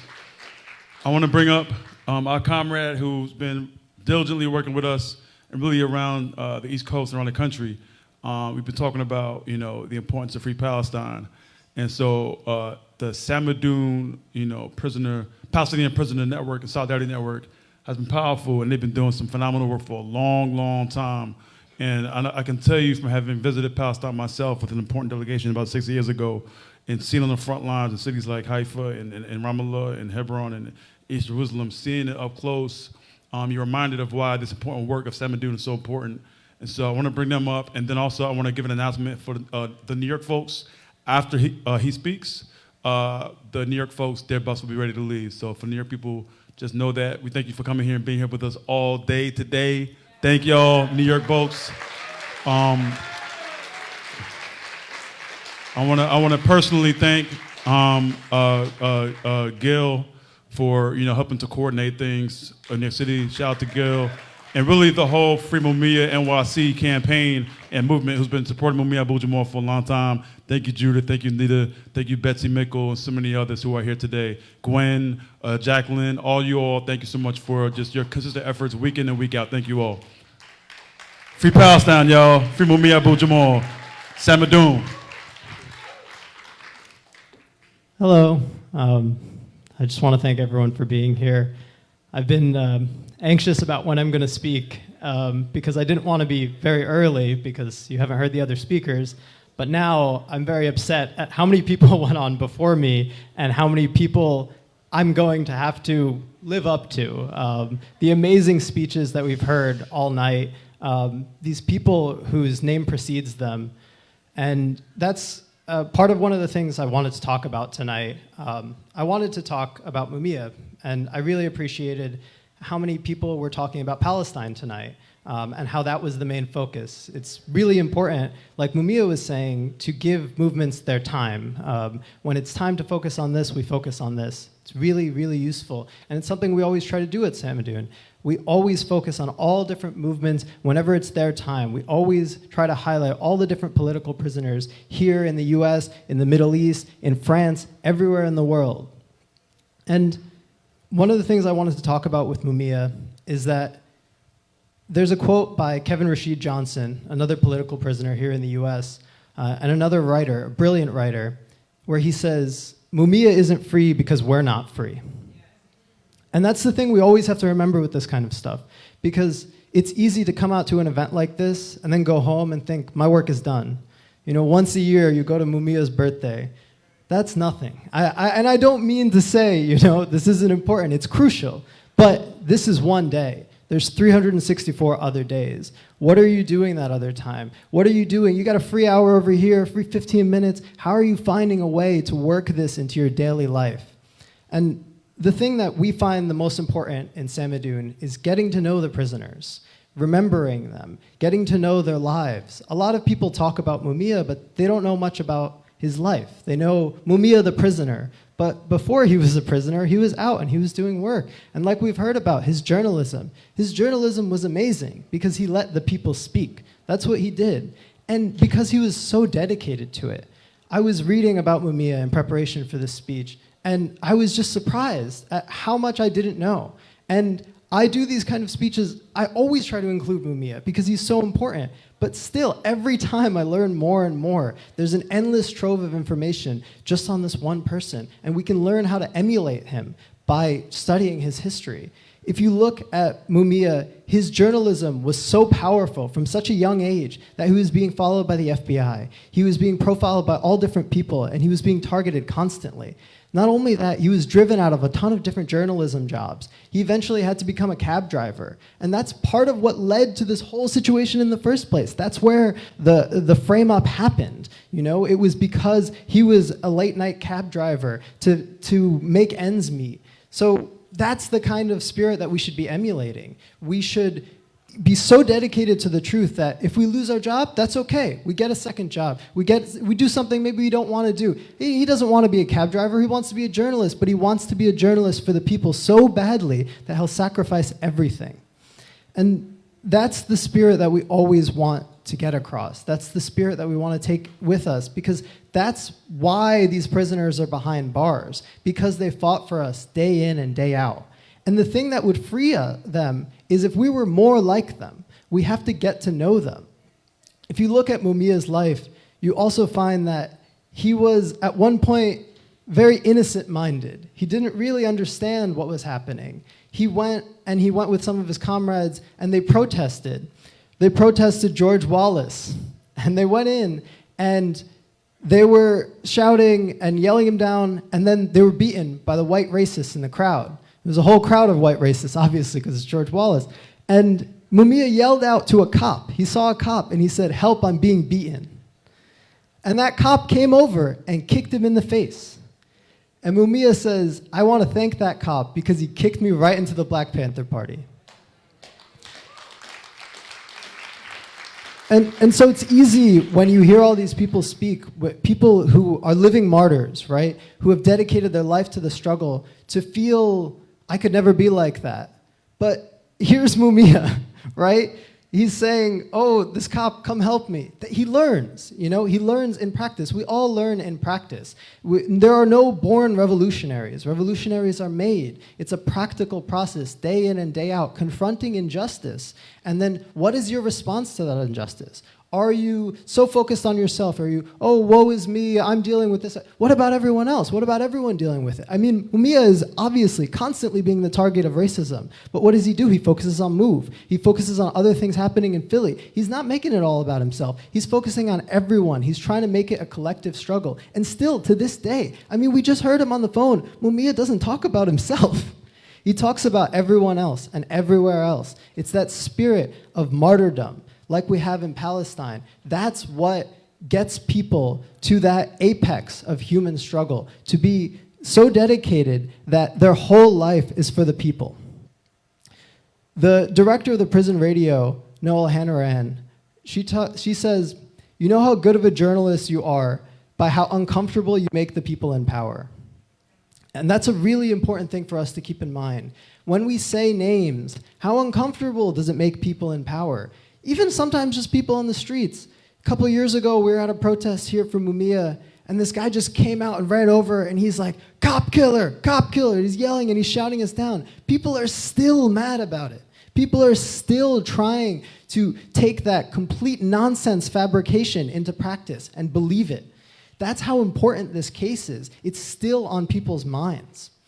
And that's why we also try to focus on the prisoners in Palestine and do the same thing with their cases. We say, Walid Daqqa, who recently passed away, a Palestinian prisoner who's one of the most important prisoners in Palestine because of his contributions to the movement, because he was, just like Mumia, constantly talking to the people, constantly getting things out there. They even had a child. He even had a child while he was in prison. He was constantly trying to find a way to continue the struggle from within prison.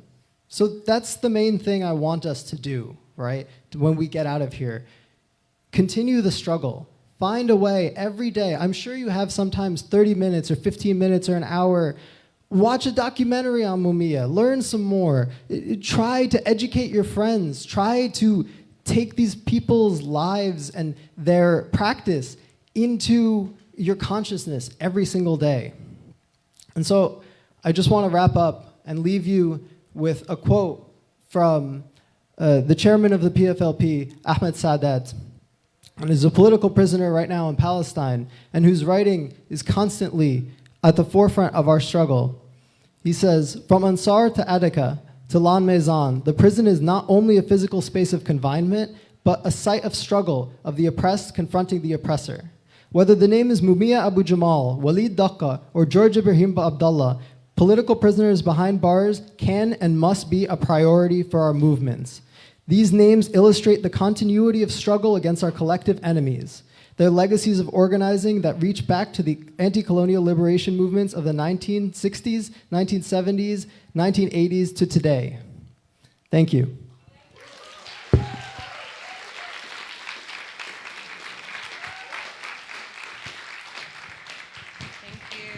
Yes, yes. Give it up again, give it up again, give it up again, give it up again.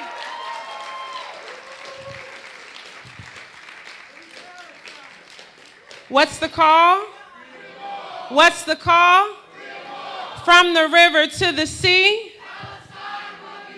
From the river to the sea.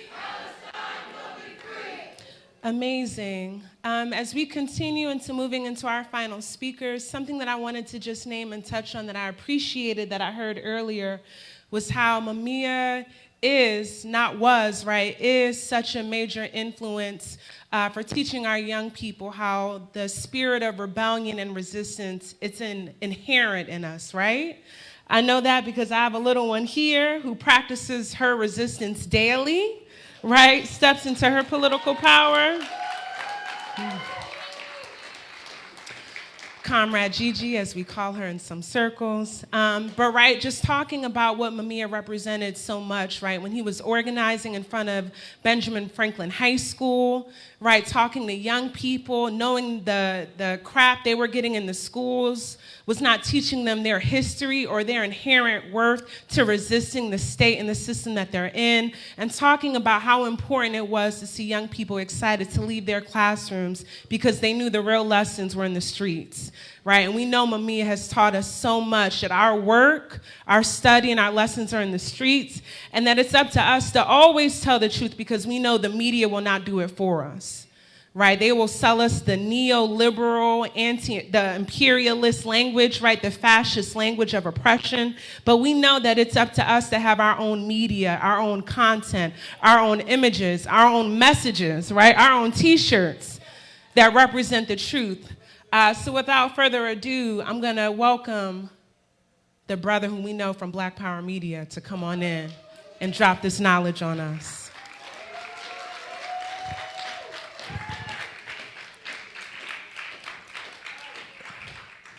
I love y'all, and I respect what the sister said, but I done did too much damn work to be relegated to Black Power Media. Black Power Media been around 3 years. I've been organizing for 37 years. You know what I'm saying? I appreciate you, sister, not a diss towards you. I'm just saying, like, sometimes folks, you know, sometimes folks look at you like a YouTuber, as one of the young folks said. You know what I'm saying? And that ain't me. I'm an organizer. I'm a freedom fighter. I'm Molotov, I'm scorched earth. You understand what I'm saying? So don't get it fucked up because y'all see me on the screen. I'm saying that, and I'm talking like this today because of the fact that Mumia must be free. Did y'all hear what I said? Mumia must be free. Am I wrong? Okay, now if we come with a little bit of colorful language myself, and the last hour or so with Noelle Hanrahan, I want to give it up to her because of the fact that she was kind enough to invite me out there to go see a brother that I started organizing. One of the reasons why I started organizing in 1987 at 16 years old. We didn't talk about, man, it's messed up about being in jail. We didn't just have a whole bunch of political chatter. We do that on Black Power Media, right? We do that on RSTV. I wanted to talk to Mumia. I didn't come in the capacity of a journalist. I came in the capacity of a brother, of a comrade, of a fellow freedom fighter. That's why I was there. And you know what? I'm gonna share a little bit about what we talked. You know what we talked about? You know what we did? We laughed a lot. We talked shit. I ain't know Mumia talk so much shit. I'm just saying, just like that.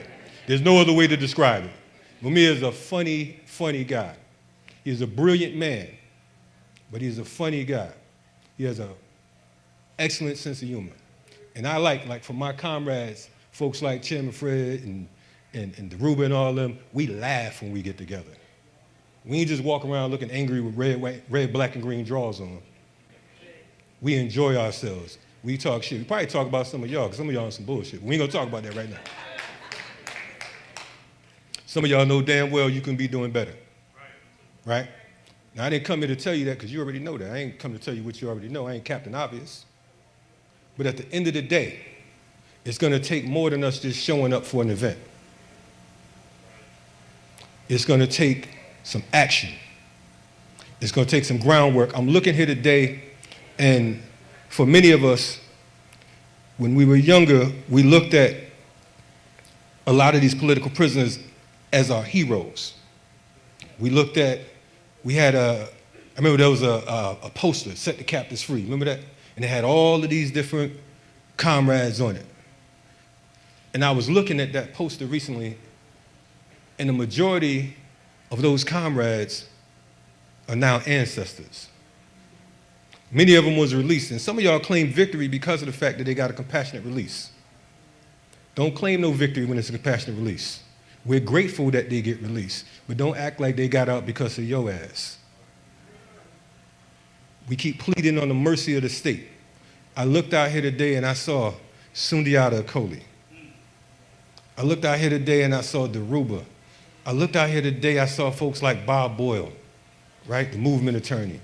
I looked out here today and I just saw so many beautiful faces from so many different places, right? People who undoubtedly love our people. You have to be a special type of person to risk it all. You have to be a special type of person. Mumia Abu Jamal, when I left that prison yesterday, I was charged. I was charged. And we was cracking jokes, we was talking shit. Deruba said, hey man, tell Mumia I love him and tell him he's still a baby, what he said here today. So I told him, I said, hey man, Deruba said, you still a baby. He laughed and he said, Deruba's just mad because I said he was loquacious. And then we was leaving and whatnot, you know, we embraced and everything. I'm walking. He said, oh yeah, one more thing. I said, what's up? He said, tell Deruba I'm gonna fuck him up. And we just started laughing even louder because of the fact that this is, you know, we get used to the man on these commentaries. You get used to the brilliance of the man around the books and all that. That's beautiful. But we are human. And as Che talked about, to paraphrase, he said, what? Revolution is an act of what? Love. That's why we here, right?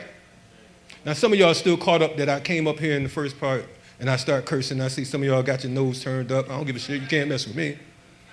I just look like this. Don't get it twisted. I don't care about a church unless we got a Nat Turner tradition in that church. This is a house. America's a house, but America's a burning house. I met with the French delegation here earlier today. And I was grateful because of the fact that one of the brothers spoke English, he was translating, and the rest, they had questions, they had comments, so on and so forth, but it's like they traveled many miles to get here. And they was here the last 20 years, as far as I know. I remember they were at the 20th year anniversary when we came down. I mean, excuse me, his 50th birthday. And I remember the 60th birthday. And here we are, Mumia is 70 years old. Mumia went to prison, that case took place. I was 11 years old. I just turned 11. That happened 4 days after my 11th birthday. That's how long he's been. I'm 53, I'll be 54 this year. The man's been locked up since I was 11. Y'all understand what I'm saying? My oldest grandchild is 16. You understand what I'm saying? This is the reality of it. I'm happy today because I see so many beautiful faces. It's like a family reunion. But we must not lose sight of why we're here. A lot of y'all came up to me today, yeah, we love what y'all doing on Black Power Media, so on and so forth. We're grateful. We're grateful for that. But like I said, we gotta be more than just the men on the mic. That's all cute.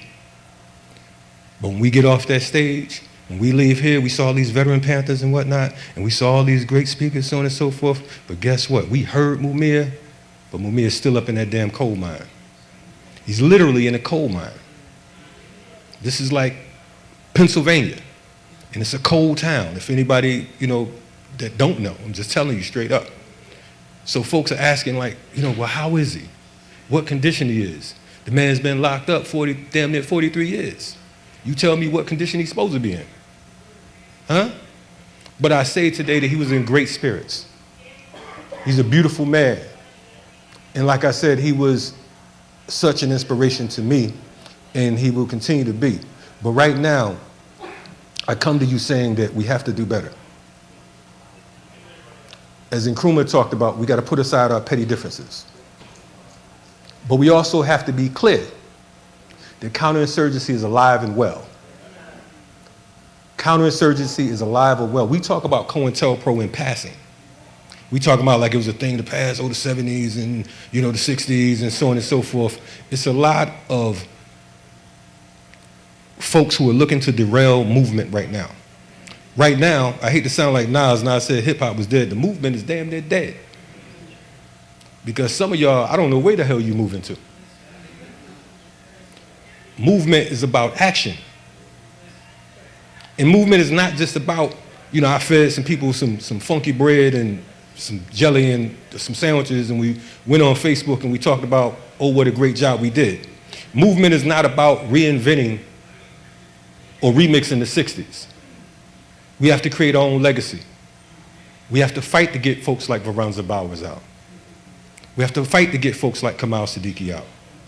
We got to fight to continue to see our brothers and sisters come home, not when it's 5 days before they're scheduled to die, not till they're on their last breath and you can hardly feel their pulse in their bodies. That's played out. That's played out. So I ask you all, how many of y'all ready for revolution? How many of y'all ready for revolution? Clap your goddamn hands if you're ready for revolution. Some of you putting your fists up like this. I'm like, where am I at?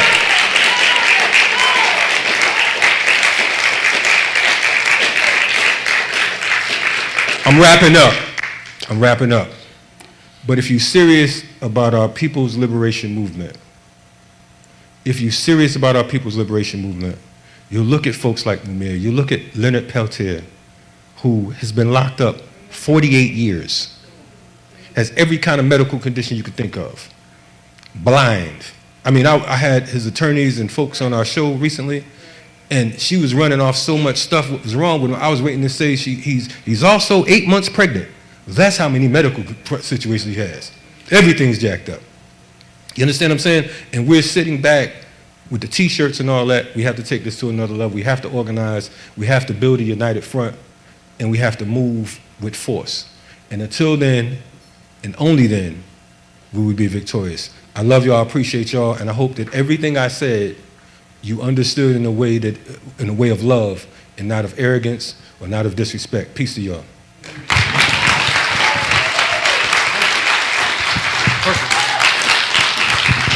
Give it up again, y'all.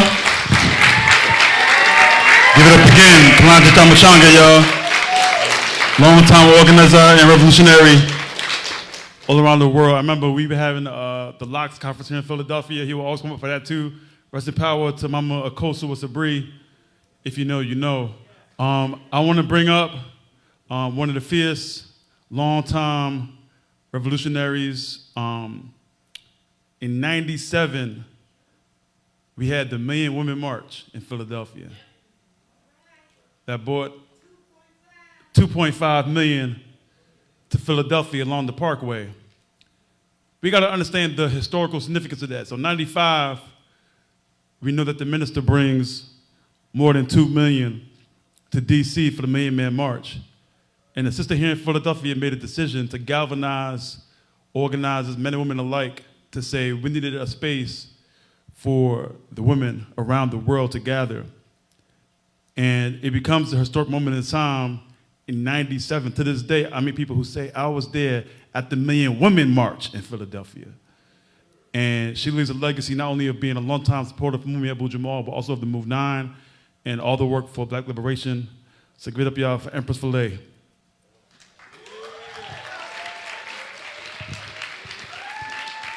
With the RBG, of course.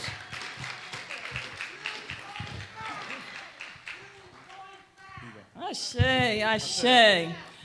I want to thank first the organizers for this incredible, incredible event, and always my sister Pam Africa, who from day one was supportive of the historic and original Million Woman March. And I'm so blessed to be able to stand here today to be able to bring truth to power, because there's a lot of information that people do not know. And one of those things is the Million Woman March was greatly inspired by, my name is Mumia Abu Jamal. Now, why do I say that? While many talk about Mumia in the context of being a political prisoner, in the context of being, of course, a Black Panther, I can talk about Mumia in the context of being in the Black community here in Philadelphia. We knew him as he walked our streets, sat on our steps, ate with us. That's the Mumia we knew, loved, and when we heard he was almost murdered, we went into complete action.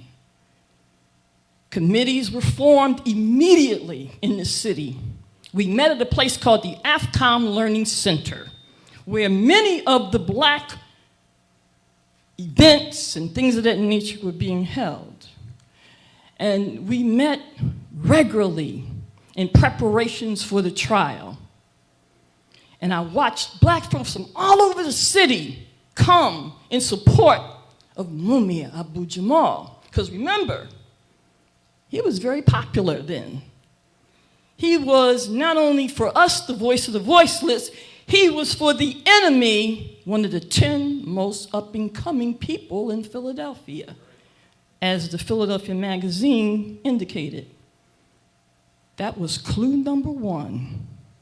That's when we should have realized something was maybe we need to look at closer. Folks came often for the meetings, but guess what? And as the brother just said, Philly is cold. You hear me? Philly is cold. We have proof of that. The first capital of the United States is Philadelphia. It's the home of the boule. So that means you got a whole nother energy going on up in here. But going back to our community here, came together, but once the verdict was read, once Mumia was found guilty, the Negroes in Philly went like this.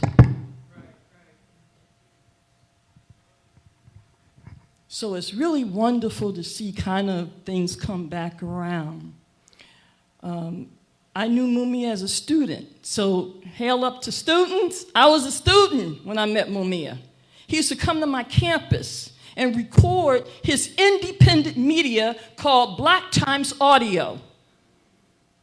He was a journalist on the radio program or the newspaper or whatever, but he always did his own independent media. So he would literally come to our campus, record it, and then send it out to independent underground media people and entities. I used to sit and watch Mumia. And that's why one of the reasons now I've been doing radio for 16 straight years. New Day, Resurrection, and Liberation. And it has a certain type of tone to it. Because in watching Mumia, I learned excellence. I learned diction. I learned how to, what he would do when I would watch him, he would write something and then he'd read it back. He would tape it, and then if he didn't like it, he'd rewind it, he'd read it again, until it had a timing, till it had a sharpness, and so forth. This is what Mumia would do. And as you now know, this is what he's always done. We've been playing Mumia Abu Jamal commentaries every time they come out, ongoing. So I know time is limited, so I'm going to give you action stuff, because a lot of people have shared their information. So let me give you what we call kazi.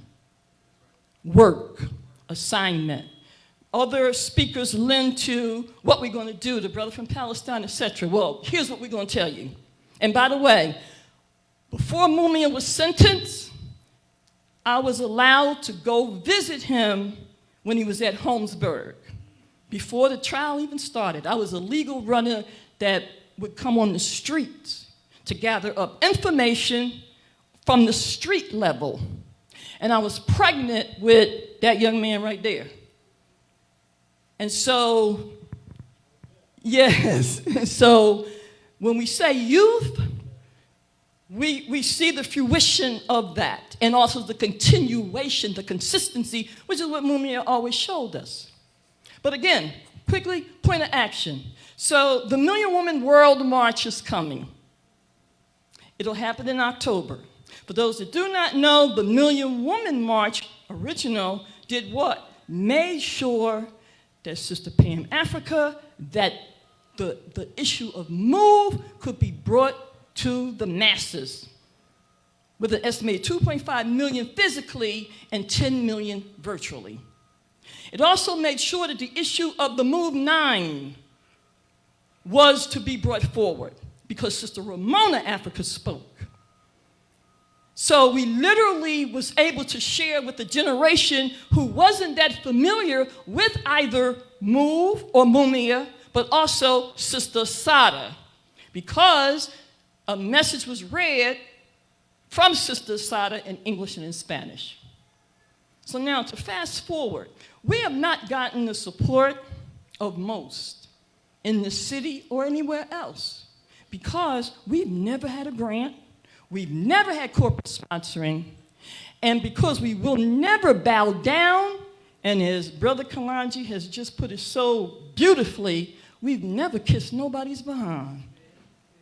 Never, under no circumstances. So we've been whiteballed, and that's okay, because again, like with Mumia, we learned from some very important lessons, and that is to make sure that you learn how to fight nonstop. So with that said, for Mumia, this is what we say today. We've connected with a group of young folks called the Hip Hop Federation. They're all over the country. And we gave them an assignment yesterday. And we said, your assignment is to create a primer. For those who are a little older, y'all know what a primer is? Okay, I'm gonna break it down for you.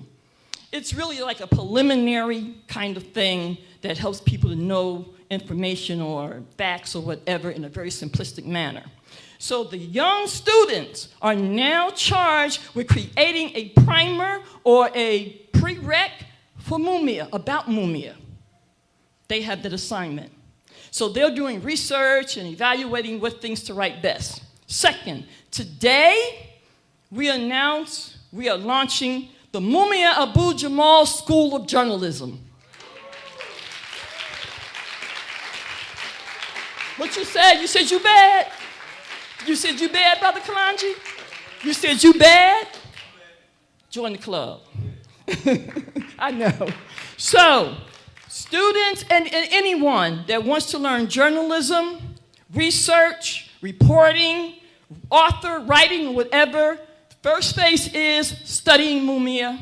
And by the way, the last time I was blessed to talk with Mumia, I asked him about this, and he laughed, because he was like, oh, yeah. And we're like, no, we want to do this. And he said, okay, okay. So when he is ready, we will do correspondence courses with him. But the beginner thing is the students will have to read Mumia's works, obviously. And again, from there, we're able to not only report on what's going on in your communities, or the things that's relevant to us, but also to keep Mumia's information out there. So this, again, is what we're getting ready to do. And if you want more information, our website is under construction. It is www.officialmillionwomanworldmarch. It is not going to be in Philly, .com. It's not going to be in Philly. We're taking it to another city until things change in this city, because a lot of money was generated here, and there's been little to no appreciation for that, and a lot of misinformation and etc. So we're taking it to Washington, D.C. Hey, Brother Akbar! And my condolences to this brother right here. I'm just amazed to see you. If I may just share real. Okay, brother's grandson was murdered yesterday. So when you talk about commitment, he's here, coming in from DC. Again, www.officialmillionwomanmarch.com. Love you, thank you. Free Mumia! Free Mumia! Free Mumia now! Thank you, thank you. Please support Erbert Filet and the new Mumia Abu Jamal School of Journalism. Hopefully some of you have been able to watch a podcast on YouTube called The Classroom and the Cell, or possibly even read the book. Maybe you've been able to read the writings of his daily YouTube, but more importantly than that, as Kalanji alluded to, building institutions by way of Uncle Bobby's Coffee and Books, authoring several books himself, speaking on behalf of Mumia Abu Jamal many times over the years, on behalf of all the press people everywhere. And I can remember, if I can just share this as I'm bringing them up, being on a plane with this brother, coming from Palestine, and everybody was sleeping and everybody was watching movies. This brother's at his seat, typing away. I kept looking over like through the seat, like what is he typing? He's typing. And we landed in New York City, and he said, yeah, I got to be at the UN in about an hour. And that would become a very unforgettable moment in time as we watched this brother give this speech and share those words from the river to the sea. But in the spirit of boldness and humanity, speak truth to power in the most sincere and authentic way. He's a brother of ours, he's a brother of yours, and he's committed at every turn. Even when he's got multiple things going on, he's going to be here. And so with that being said, family, what we're going to do is bring up Martha Hill.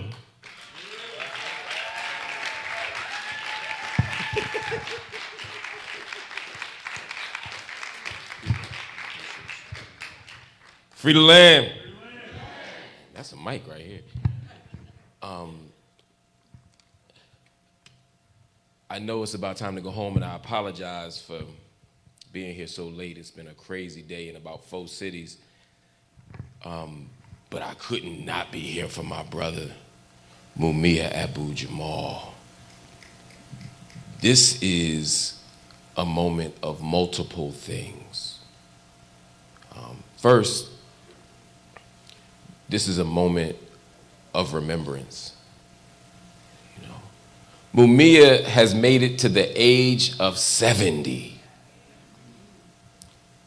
That is a victory in and of itself. They didn't want Mumia to live to be 70 or 60 or 50 or 40. The prison that he's in, the prisons that he's been in, the dungeons that he's been forced to live in inside of SCI this and SCI that have been designed and constructed like they have been for everybody else to kill us, to destroy our spirits, to destroy our minds, to destroy our families, to destroy our communities, and ultimately to destroy ourselves, our bodies, our lives. And Mumia is a testimony to what happens when you struggle, when you resist, and when you fight. But you don't do it as an individual, you do it as a collective. Mumia's 70th birthday is a celebration for him, but it's a celebration for every single person that has rolled up their sleeves, put their hand to the plow, and done the work of making sure that the state keeps their hands off of our brother.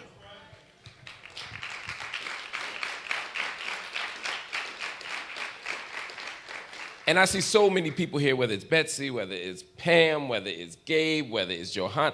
I can name so many people, Brother Mike, so many people here. In an individual effort, even at the level of resistance, we only win when we struggle together. We don't need no celebrity activists. We don't need no brands. We need reputations. We need people who are willing to struggle and sacrifice for the movement. And that's what Mumia has always done. I always sort of tease Mumia about the books he writes. Because he writes, first of all, he writes so many of them. And I wrote a book with Mumia, and people think I write fast. I send Mumia something, he sent it back in like 2 days, the whole chapter done. And I said to him, why do you not write about yourself more? You wrote one book that kind of gets at your experience. This is somebody who's been railroaded, somebody who's been lied on, somebody who has been, from the very moment he entered those handcuffs, been completely, not just mistreated, but been a model for how the United States picks and chooses who they want to prosecute, picks and chooses when they want to use the Constitution, picks and chooses when they believe in justice, because for every single time we've gone to that courthouse, there has been a Mumia exception. Every single time. He could have written books on how the Constitution has failed him. He could have written books on how judges pretend to be impartial, but people like Judge Sabo decide that they're going to be the judge, jury, and executioner. They're going to be the prosecutor and the defense attorney. They're going to be the decider of somebody's fate, even if it flies in the face of everything that America says it's supposed to be. He saw that. He could have written books about that. He could have signed away scripts to have movies made about him. But what he did instead is spend his life fighting for other people. He's written far more about the Move 9 than he has himself. He's written far more about the atrocity that happened on Osage Avenue than he's written about himself. He's written far more about those brothers who don't have death row, who don't have life sentences, but who still need a jailhouse lawyer.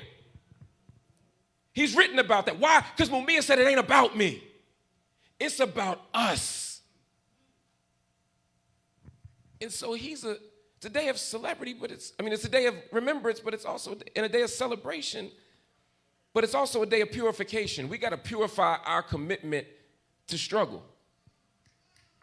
We got to remind ourselves of why we got here, because all of us can get caught up in this. All of us can get caught up in who get the mic last, who get the biggest name, who get the biggest shout out, who gets the shout out in the book, who gets the shout out at the rally, who gets the shout out on the rap verse, who gets this, who gets that. We all can get, I know I can, we all can get caught up in that. But when we come back to the fact that this man has been on death row for most of his adult life and now sits in slow death row with a life sentence that he does not deserve, when we look back at that, we got to remember that our commitment ain't to us, it's to them. And it isn't just about Mumia. Mumia is a model for a state that continues to lock up people for their political positions. A state that continues to have more political prisoners than the so-called axes of evil, the so-called bad nations. We talk all that stuff. We do all that red baiting. We talk all that stuff about China and Cuba, all these lies. But at the very same time, we continue to cage more people than anybody else in the world. He is a marker of that crisis.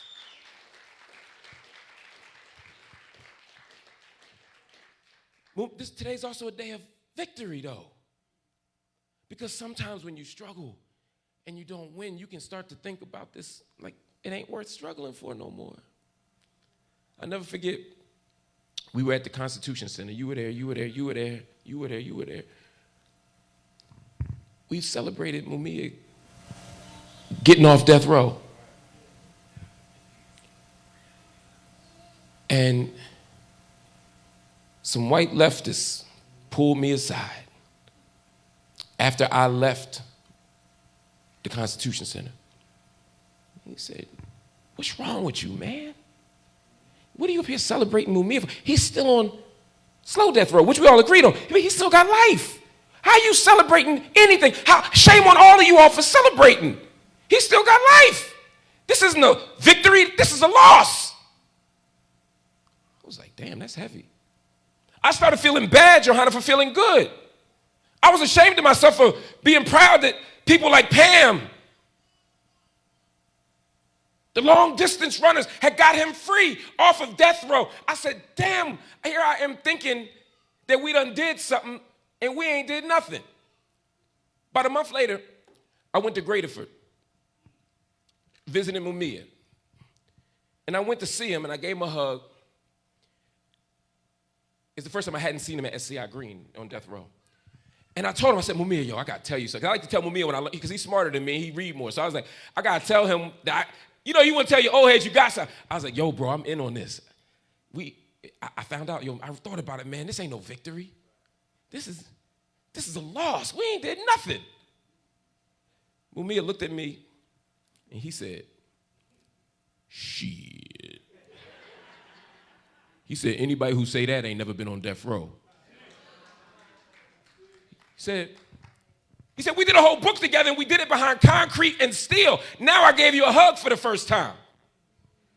He said, I hadn't seen Wadia and been able to kiss Wadia in years, but I could do it. His beloved wife, may she rest in peace. He said, I could do it because of what y'all did. I got grandchildren who I could hug for the first time. I was doing 23-1 for most of my life. I was deprived of human contact, and now I got it. What do you mean it wasn't a victory? Thank you. Because of your struggle, we can fight to live another day and live to fight another day so that one day I could be free, but more importantly, we can all be free. Celebrate the victories. Celebrate the victories.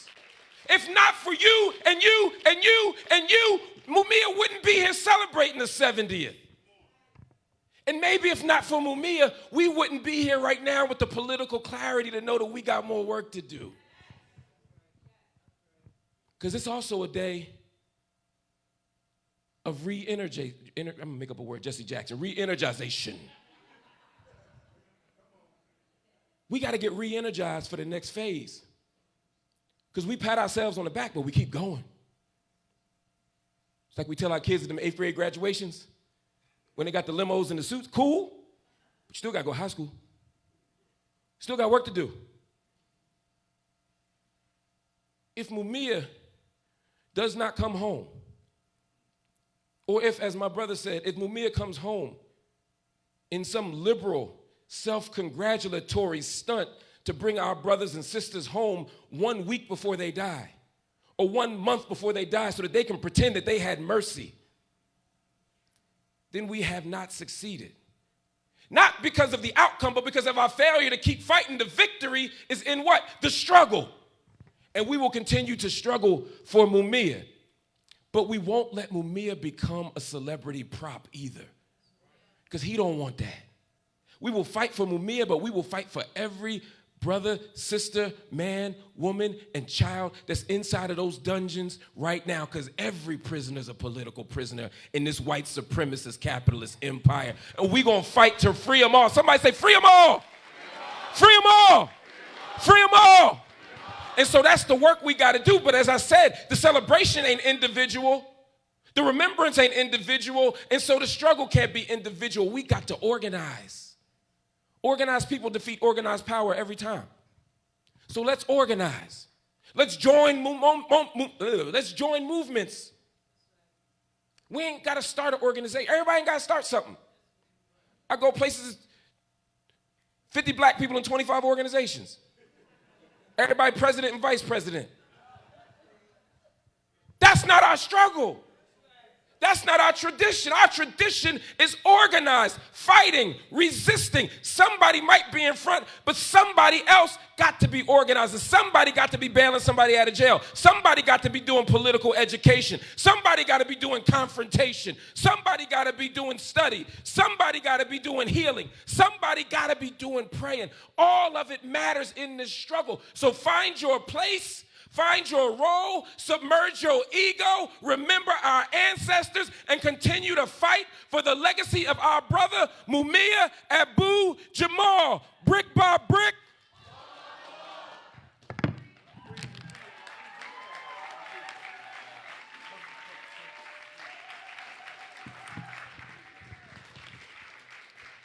Give it up, y'all, for Mike Lamar Hill, y'all. So we are at the end. We want to thank Waters Memorial AME Church, Pastor Atkins, for being such a phenomenally gracious host. Thank you, Pastor Atkins. Thank you, Brother Ajane, First Gentleman Ajane. Thank you so much for being just incredible. Thank you, everybody that's been watching on live stream for the past really all day. Thank you all who've been watching on live stream. We're gonna, as people are leaving, show the final videos, but please make your way out. But they will be playing on your way out because we know people like to talk and walk, but make your way out, all right? We also will have vouchers. Raise your hand in the back. We got vouchers for the cars if you have them. If you need it, they'll be outside. We also have COVID tests as well. So if you want a COVID test on your way out, we'll have those available to you all as well. We understand that as well. Final word from my sister Sardia. Thank you. It has been amazing to absorb up so much wisdom and power in this room. Thank you all for coming out tonight to celebrate our freedom fighter who deserves to come home and should be home. Thank you, everyone. I saw Mama Pam also had a Free Ant t-shirt on. We got to say Free Ant, someone who spoke so powerfully always about Mumia. Free Ant. Free Ant. Thank you, Hate 56. Sonny. Okay.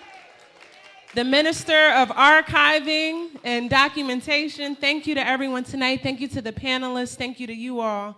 And be well. Free Mumia. Free Mumia. Free them all. Free them all. Free them all. So this is the last few videos, y'all. We got a video from Cornell West up there. But again, please make your way out as you're doing that. But we'll show the last few videos as people are walking out. Thank you so much. Be safe on your way home, y'all. Good morning, Brother Mumia. It's almost 5 a.m. here in Little Rock on Wednesday, the 3rd day of April. But I wanted to, and I should tell you that I am an early riser, so this is 2 hours after I've awakened, but I wanted to get this video to you early in the day and make sure I got it over to Sister Julia Wright in adequate time so it can be part of the many messages that are wishing you well as you celebrate your 70th birthday. I want to add my congratulations to those of countless other people who around the world we want you all to know have been that we had an opportunity to visit Mumia Abu Jamal on death row. Challenged by he gave me one statement educated on death row. And can you kill the volume for a second? Supporting you. He said to do what you are compelled to do, from the then do what you are able to do. Support the Million Women's March World International. Support the efforts that are going Thanks into free Mumia Abu Jamal willful and support the efforts to get a new legal direction and do things differently and watch the different results come in. Sheikh Imam Akbar, Washington, D.C. And power to the people. All power to the people. Assalamu alaikum and black power. Black power. Black power and a strong black military to block that call. Power to the people. The people who should be calling for your release, both in Philadelphia and throughout the United States, but are not doing so because they are more in love with the American version of empire than they are with the notions of liberation and prophetic hope that you represent. I am proud to have read your works and have lended my small effort toward your release, and I am inspired by the fact that you keep trying. You are still trying to teach love and trying to teach hope and truth. You're trying to inspire and still trying to hope and still trying to find joy and still trying to overcome. Just as Sister Angela Davis is one of the great people I admire for trying, I admire you, Brother Mumia, for trying and refusing to surrender. You have been doing this for more than 40 years, and you have been doing this during half of that time that you on a formal death row status, and the other half you've been on a de facto death row, life without parole, which is death by incarceration. I commend you for refusing to surrender your prophetic voice behind bars, and I commend you for refusing to surrender your status as a love warrior in the face of so much hatefulness, bloodlust, bigotry, and devotion to empire. I made a couple of notes to myself because I wanted to make sure that I did not miss saying this. Your bravery, your grace, your fortitude, and your compassion are inspiring to me and countless others across the world, and they make you a prophet without equal, a prophet without peer, telling the truth from your place of confinement and incarceration, making you more free than others who refuse to speak truth, even when they have both opportunity to do so and an obligation to do so. So I pray God's blessings on you and hope that these words of greeting reach you with strength and with encouragement. We will continue, I will continue demanding your release from incarceration, your return to us. Brother, you are our brother in struggle, and you just continue to press onward. Continue to love onward. Continue to speak and write your truth. Continue to broadcast your word. From the Barbershop and Beauty Shop radio program at KABF 88.3, the voice of the people in Little Rock, Arkansas, Brother Zachary Crow and I speak your name. From New Millennium Church, the congregation I pastor in Little Rock, Arkansas, I speak your name. From the Samuel DeWitt Proctor Conference that I co-chair with Bishop Leah Daughtry and am proud to serve alongside Baba Jeremiah Wright and Mama Iva Carruthers and Brother Frederick Douglass Haynes III, and so many wonderful love warriors, from the people who love you and know that you are a love warrior and a prophet without peer. Happy birthday, brother. You press on. You fight on. You live on.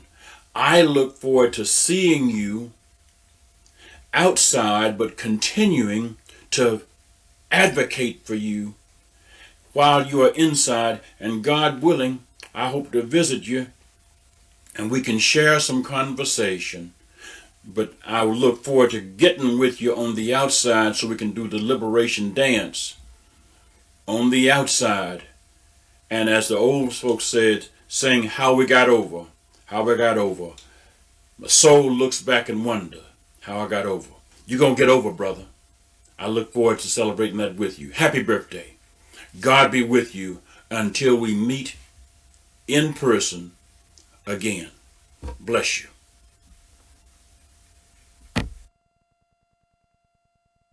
Sisters, brothers, and siblings, I so regret not being with you in person. So I wanted to virtually express my revolutionary solidarity with you all in the ongoing struggle to free our brother and comrade, Mumia Abu Jamal. As someone who has had the incredible honor of visiting Mumia a number of times, starting in 1996, I never ceased to learn from his deep political insights on the global struggle. During my first visit, the first time I ever heard the term prison industrial complex was from Mumia. Despite being falsely imprisoned for almost 43 years, and many of those years on death row, and now dealing with declining health, Mumia has consistently and steadfastly always put the struggle first before himself, and therefore became known as the voice of the voiceless due to his powerful commentaries. Take his most recent one on the current genocide in Gaza that has taken center stage worldwide. Mumia demands an end to occupation and asks the questions, don't Palestinians deserve freedom, the right to exist, and statehood? This past April 17th was Palestinian Prisoners' Day to help call attention to the almost 10,000 Palestinian women, children, and men illegally detained and tortured for months and years by the Israeli apartheid state.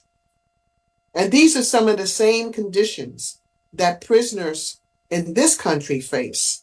So maybe we should have a U.S. Prisoners' Day to help call attention to the more than 2 million prisoners, including prisoners like Mumia, Leonard Peltier, and more, who the authorities want to cause a slow death by incarceration. And we say no to that. And let's call this U.S. Prisoners' Day on Mumia's birthday, because believe me, he would want such a day to be inclusive of prisoners oppressed by the same system of capitalism, occupation, and imperialism. I will end my remarks by requesting that we make Mumia more visible at the pro-Palestine protest with his formulations like IOF equals Israeli Death Force. This will help bring attention to who Mumia is and his relevance to this young, dynamic movement in solidarity with Palestine. And there is no better time to help bring attention to Mumia's case with these militant young activists by demanding on May Day, International Workers' Day, to declare, quote, workers support the Palestinian resistance, and also to free Mumia, Leonard, and all political prisoners from the U.S. to Palestine. Thank you. This is former Councilman Charles Barron, former State Assemblyman, and still a Black Panther to my heart, saying, Free Mumia, and our birthday greetings to you, my brother. We're going to continue to fight. The best present we can give you is your freedom in a liberated black community. Free Mumia, free them all. Inez Barron here, wife of Charles Barron, saying we send you great, magnanimous birthday greetings. Glad to celebrate the birth of such a fantastic warrior, always fighting for the people.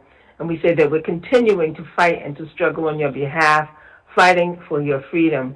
On behalf of Operation Power, we say free Mumia, and we say each day should be the day that we get the results and get the results that we want in terms of getting your freedom. We're believing it, we're fighting for it, and we shall succeed. My dear brother Mumia Abu Jamal, 70 years, happy birthday. You are one of the great public intellectuals and freedom fighters alive. Love you forever, my brother. Stay strong. God bless you. Comrade Mumia Abu Jamal, happy birthday. You're 70 years old. You've outlived so many of our heroes. Frantz Fanon died at 36, incredibly young. Lenin died in his 50s. Marx died in his 60s. So did Kwame Nkrumah, 64 years.